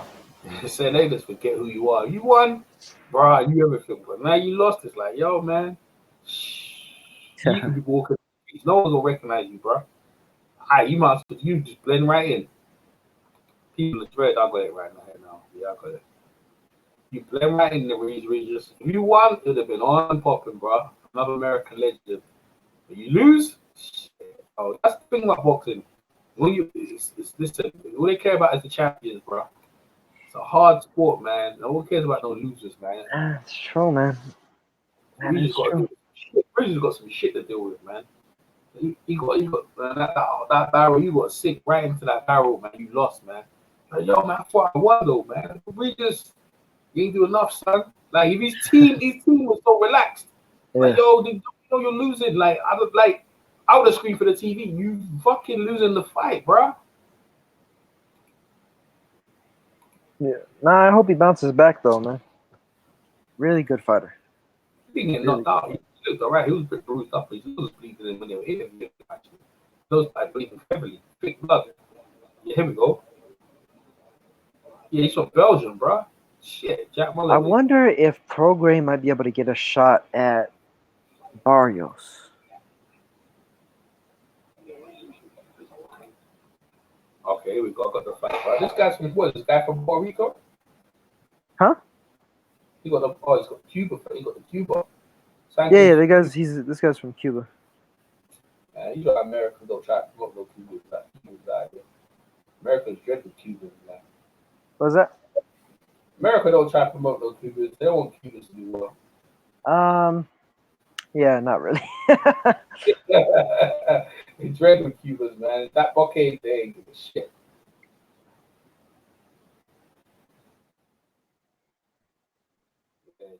He's getting touched up, bro. This fight's a bit colder than a lot, isn't it? What's Jack's record at this point? He lost 2 or something? 7-1, I think. Yeah. He ain't never fought this. Yeah, he come out of that cover, man. You got to fight, Jack. Because he's got hand speed, bro. He's got nasty hand speed, but like in this store fight, he ain't gonna be good. Waiting around too long as well. Because he was at the gym, right? See the gym I'm at? He was training at the gym I was. And then he went to Derek Shaw's gym and he was training, he was sparring with Derek. Derek Chisora. So 7-1-1. yeah, see. Yeah, Showtime needs to get busy, bro. They can't be letting. Showtime were killing it. They had Conor McGregor, they had Mayweather, Pacquiao, bro. They were eating good. They're making mad. But you know, you know, I now. It's what have you done for me lately? Yeah. I was boxing. Ooh, yeah. You know what I'm saying? HB's out the picture. You know what I mean? Now you sitting pretty. What are you doing? Like Mayweather's out the picture. Who's your mega star? Who's that mega star now? Who's their number one icon? Now, Showtime? They don't got one. You know they had Joshua. They had Joshua, right? Right. They had and then the zone. Yeah, like how you gonna let Josh? They should have gave Joshua a lucrative deal. They didn't even put no money in Joshua's pocket like that. They said, "Oh, cool." They didn't invest money. How you gonna have Joshua fought his couple of fights, all previewed on Showtime, right? And you never once said to him, "No, we're gonna lock you down with like each fight." But Joshua says, but to be fair, Joshua never not on that, right? He's not really on a fight. What he does, yeah, Joshua does a fight by fight. Oh yeah, Jack's getting punched up, bro. Yo, my boy's Jack getting punched up by this Cuban dude. This Cuban dude's putting hands on him. Who's this Cuban dude, bro? What's his record? Because he's beating up my guy Jack. 13-0 with 11 knockouts. Yeah, 13-0. He's but Jack's getting pumped, man. He ain't doing Jack, bro. Jack ain't doing Jack.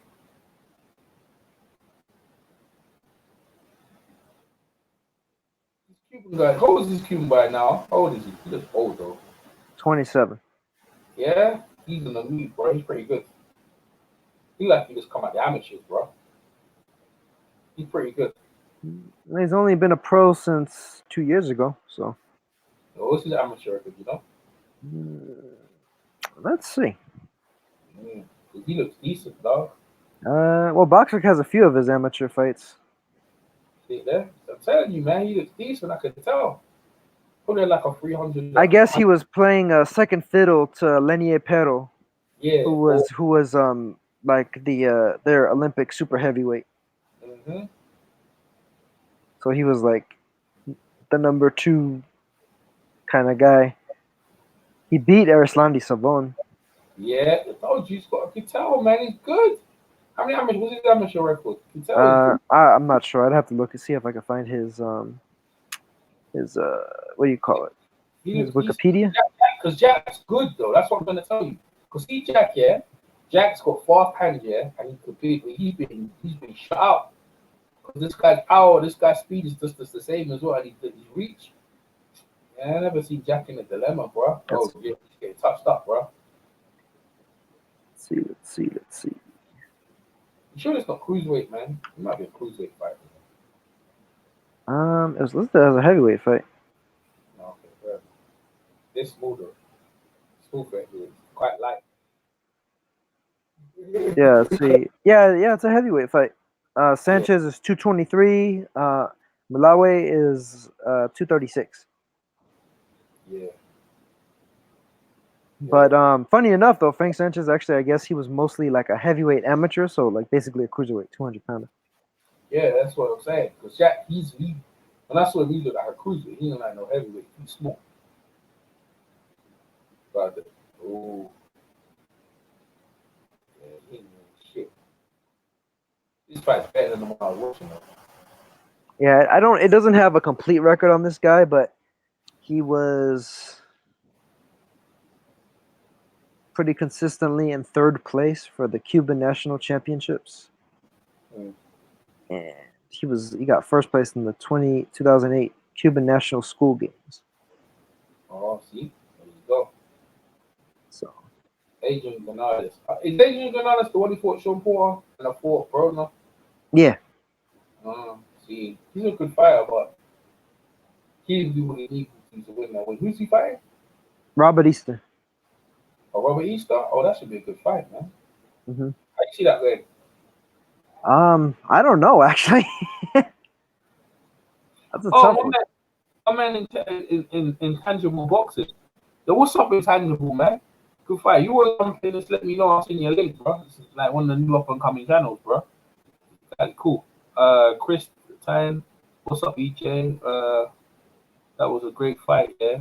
Yeah, it was a good fight with Taylor Regis. It was a good fight. People enjoyed that. I mean, they enjoyed that. You know what I'm saying? It's great for Scotland though. Scotland needs some champions down there.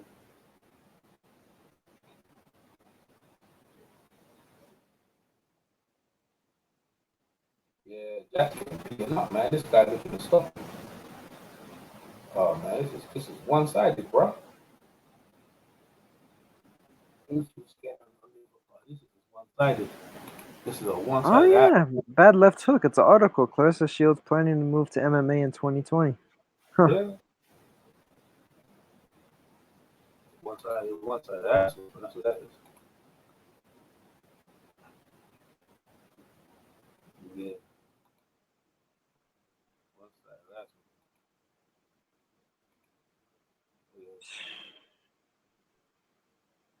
Yeah. The Sanchez guy is pretty good. He looks old though, but he's pretty good.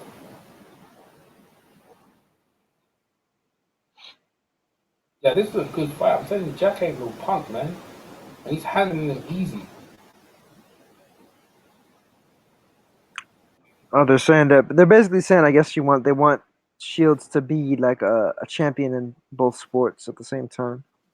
She's just trying to get money, man. Because she realized that. They're saying like, oh, Deion Sanders and Bo Jackson did it. Why not her? Yeah. Well, she's young enough. The thing is, what she's doing something in three. She's probably the fastest woman to win belts in 3 different weight classes. But the women's division ain't like the men. And then she gonna jump to MMA, be an MMA champion. She's just trying to bring all the attention, all the money towards her because, like I said, put it out from the time the heavyweights, they got all the money, bro. You'll be lucky if you break. Well, and here's the thing, man. Like the divisions that Shields fights at, middleweight and super middleweight, there's like no active female boxers there. Yeah, I know. There's like a few dozen, and that's it. Yeah, I know. That's what I'm saying. Like all the best ones are probably lower weights. Yeah. There's more of a proliferation of female fighters at flyweight, at bantamweight, at featherweight. The thing is, the dream match at lightweight. The dream match is her and thing in it. Celia Brackers, bro. That's what's up. Yeah, she's too big for Brackers. Yeah, Brackers could come up. Too big for her. But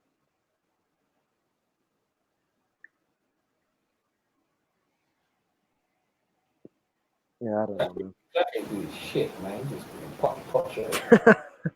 That's what I was telling you, man. It was kind of a dry fight. So. Now it's better than the other one because I know the guy. Yeah. Stop firing off shots now. He ain't doing shit.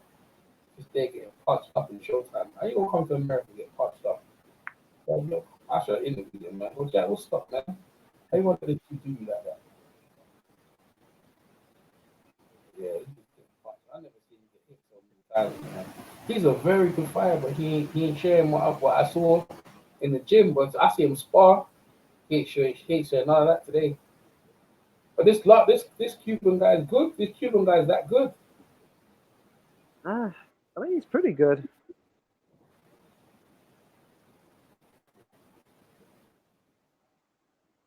That guy in the corner, that's Andy Yard. I think that's Andy Yard's coach, you know. I think that's still no, it's not. Nah, it's not good. So Andy Yard.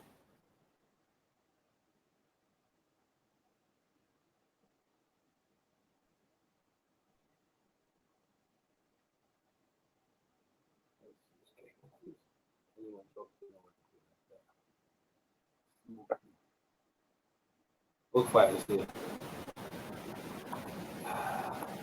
Oh, there's smoke back here. Man, there's still a few fights to go before the mains on ESPN. Smokey's back. What's up, Smokey?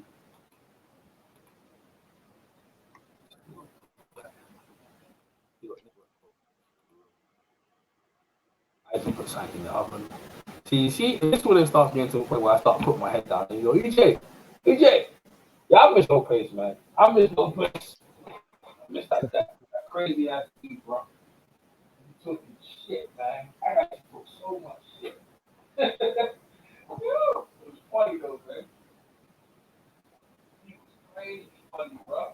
Hey, you used to be the best skit, one of the best skits of all time on show. That shit was funny. Oh yeah. Oh, shit. Oh,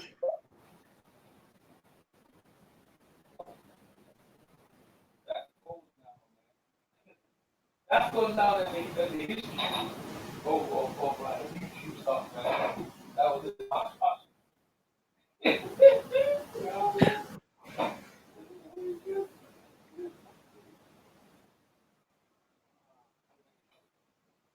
You know them days now. Everyone was talking them days now. Remember? Yeah.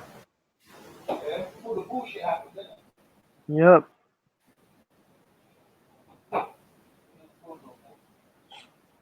The bullshit split, man. They never recovered.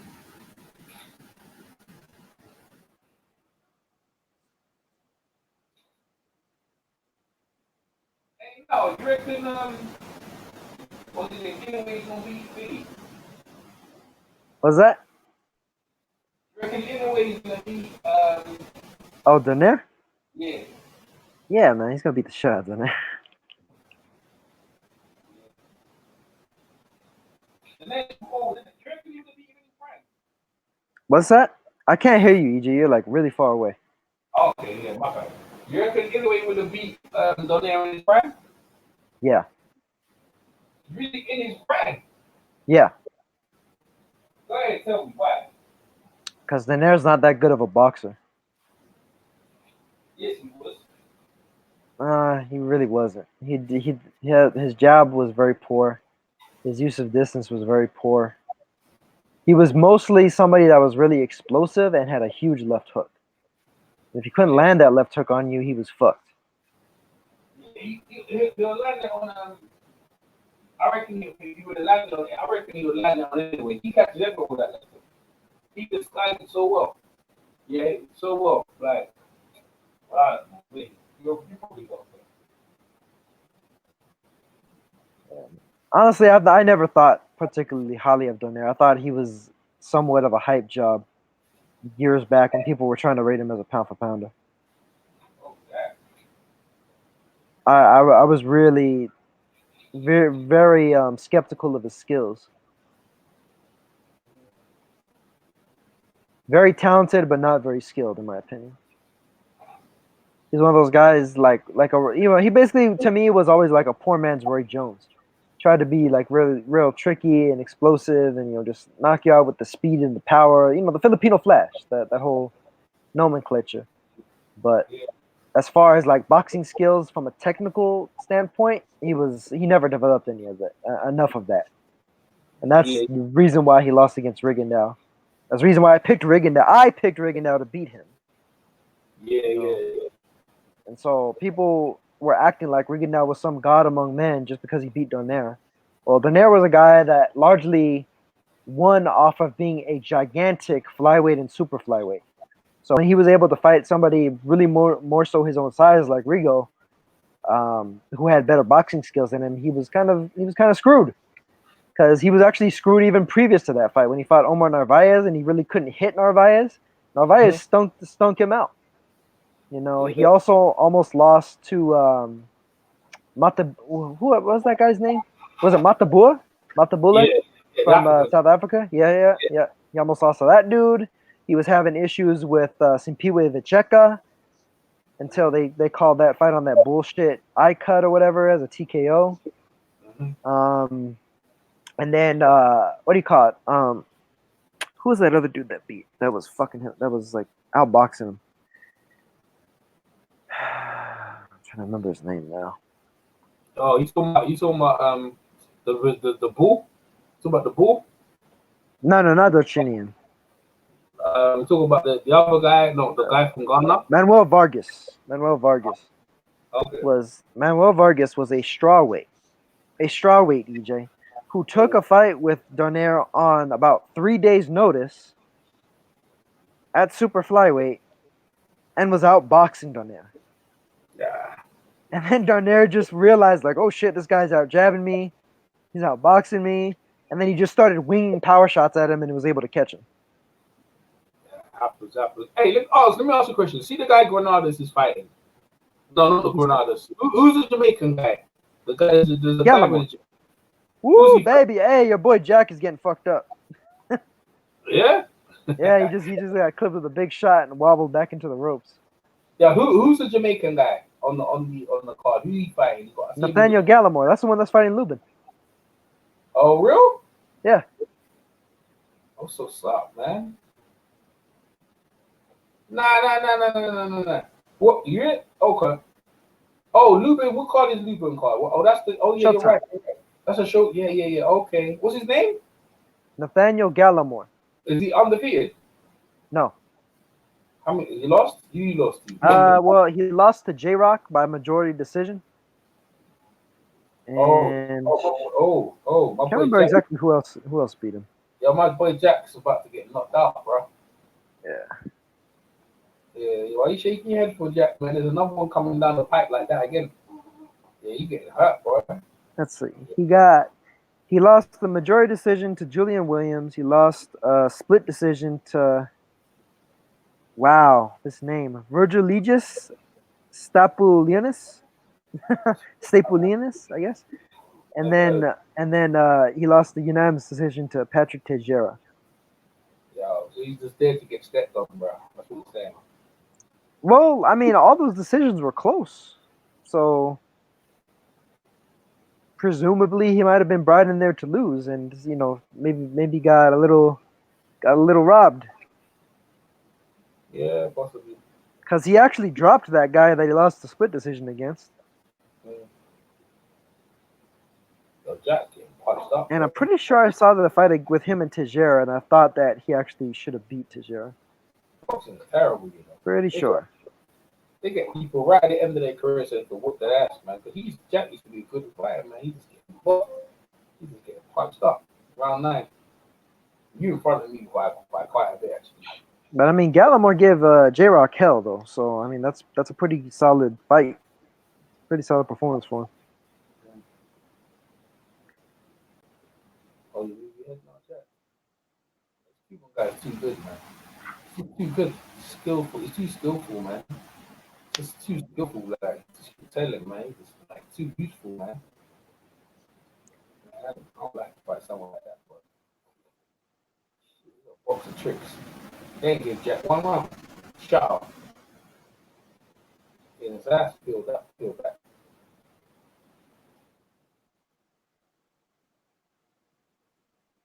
One round, man. Let me see what Smokey's saying. Smoke would have been in there, pouring in the cup. These are smokes there, he's just quiet. He's just listening. Yeah.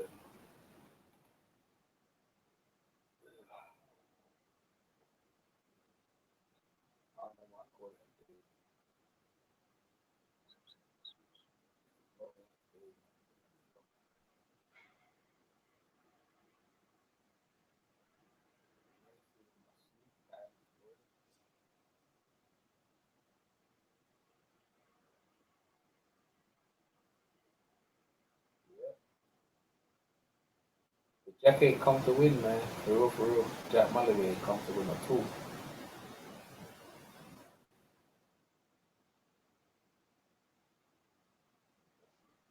Yeah, so after this fight, it should be Easter versus Granados. Oh, at least that would make my eyes working up. That's just Taylor fight, boy. It was just like, yeah. Yeah, that's a pretty good action fight. Seems like.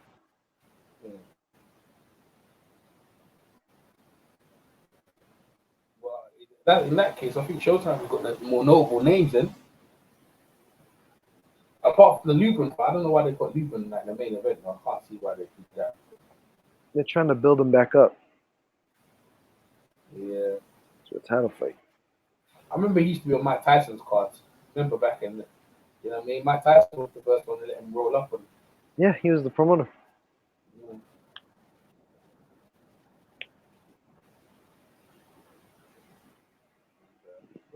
Tyson, the 2 fight against the Cuban guy.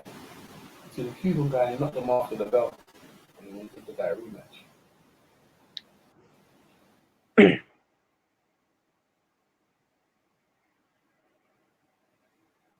Jack ain't trying to win shit, man. What he had back in the days, whatever he had, it's all gone. Oh, the Cuban guy is better than him. He's just much better than him, bro. Yeah, Jack ain't gone. I can't believe I see him getting doubled like this. Oh, rest in peace, Patrick Day. Oh, props to Lubin, man. That's one of his friends. Patrick Day. Yeah, no, it was a big tragedy. Yeah.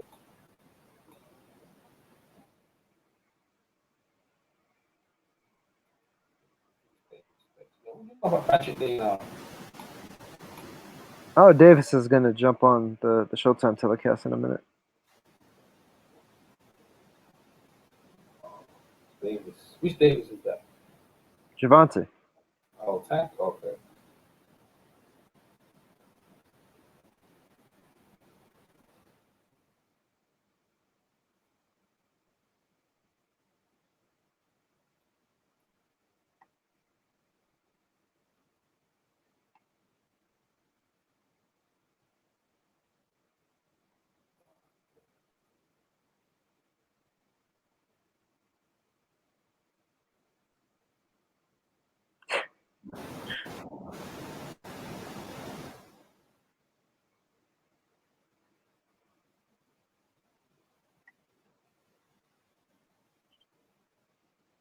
Yep, the one that, bro.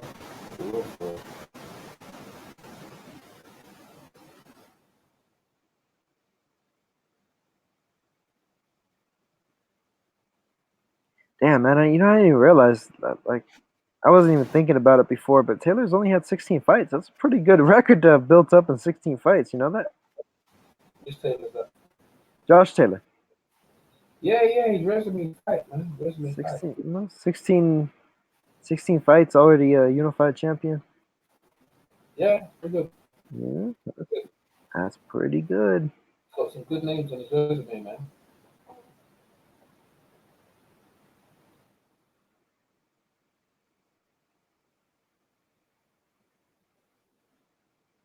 Most people get to about 20 and then start fighting.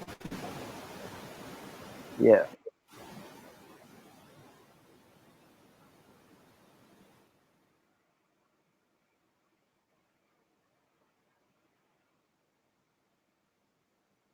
Yeah, I like seeing fighters go out and get after it. Oh, by the way, update: EJ Hassan Boy isn't gonna fight Canizales after all. Oh, okay. Which is a good move because Canizales would have probably ended his career before it started. You know how that works, man. You know how that goes. People have to look out for their career, man. That's why I think Finn, what's his name? Joseph Parker didn't want to fight Derek Chisora, man. So yo, just as well, Derek would have probably knocked his head off. What do you reckon? Was that? Derek Chisora was supposed to fight Joseph Parker and they pulled out. I think it was a smart decision for them. Parker would have beat him. He would have beat that the one who beat Price. I don't think so. Yeah, no, I think Parker would have beat him. Yeah,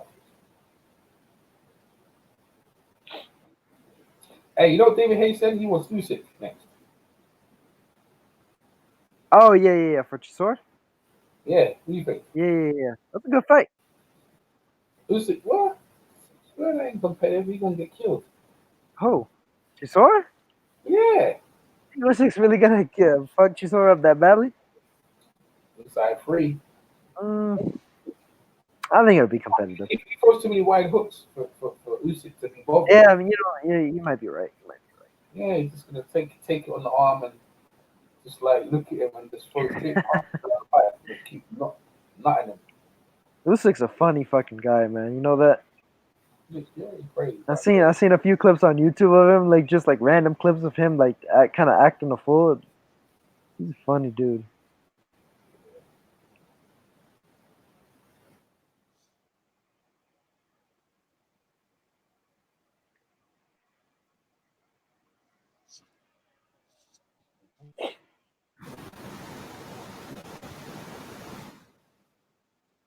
Yeah, so I guess Hassan Boy is going to be turning pro as a strawweight, which is actually good. That's he's the type of guy that that division was made for.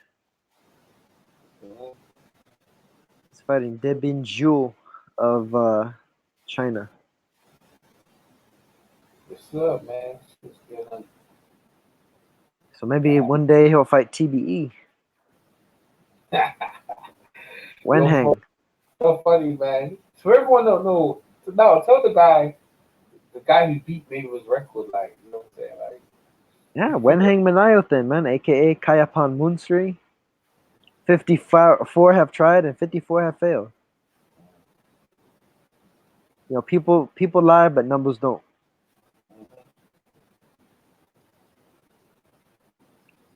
But apparently, I haven't seen the video of it yet. But apparently, he actually won pretty wide against that dude Conco. So I'm interested to see exactly how it played out. Because remember, Conco gave Butler a hell of a fight.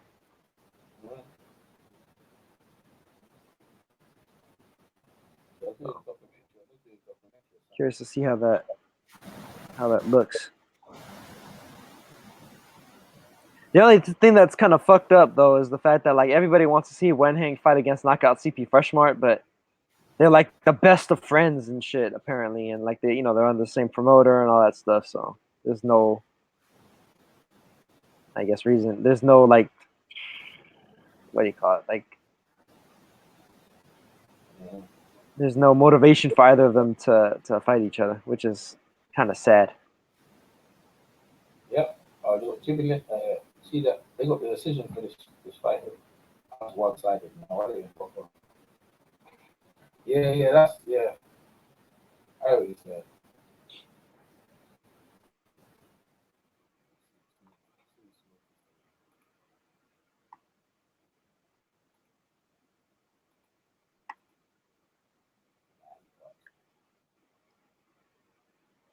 I don't think I can take this now, man. I might have to freaking shoot in this shit, man. Trying to do it, man. Trying to, bro, now. I mean, I can mute and leave you, bro. You know how you are now. You can't really go yourself like, yo, bum that shit, I'm out, man. I know you are. No, I drop a sleep now. Fuck that. I ain't gonna know what to talk. I'm gone. Back in the day, in the days, in the early days, yo, bro, 8-man panel all day. You guys talking the deep into the night, man. That's what low I don't know where everybody's at, man. Man, that wants to join me no more, man. I don't know what I feel. It seems like EJ got the virus or something. Nah, they hating. Because they come around in the big fights here. They come get their point and they're out. They get that. But there's so many places for people to go though these days. You know what I mean? Yeah. Like all the hangouts. Remember before, back in the days, it was only a few hangouts. Now it's like everyone's doing it. Everyone's doing the fight hangouts. Everyone. Yeah, that's true. Everyone's doing it. So people's attention is split. Yeah. And even the guy you talk to, some of the guys you don't talk to, some of you talk to, you know what I mean? But like Doc was asking me, oh yeah, like, yeah, I think Doc was asking me, but you know how most people are, they can't keep their concentration, man. Mm-hmm. Oscar De La Hoya is going for it though. Oscar De La Hoya, bro. That shit crazy.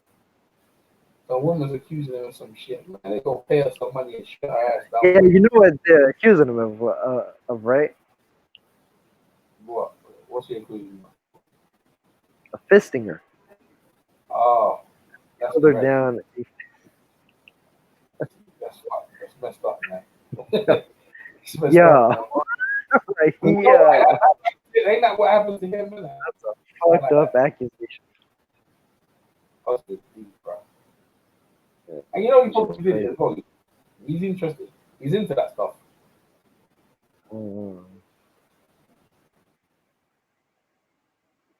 This shit is crazy. Osaka versus Hogan.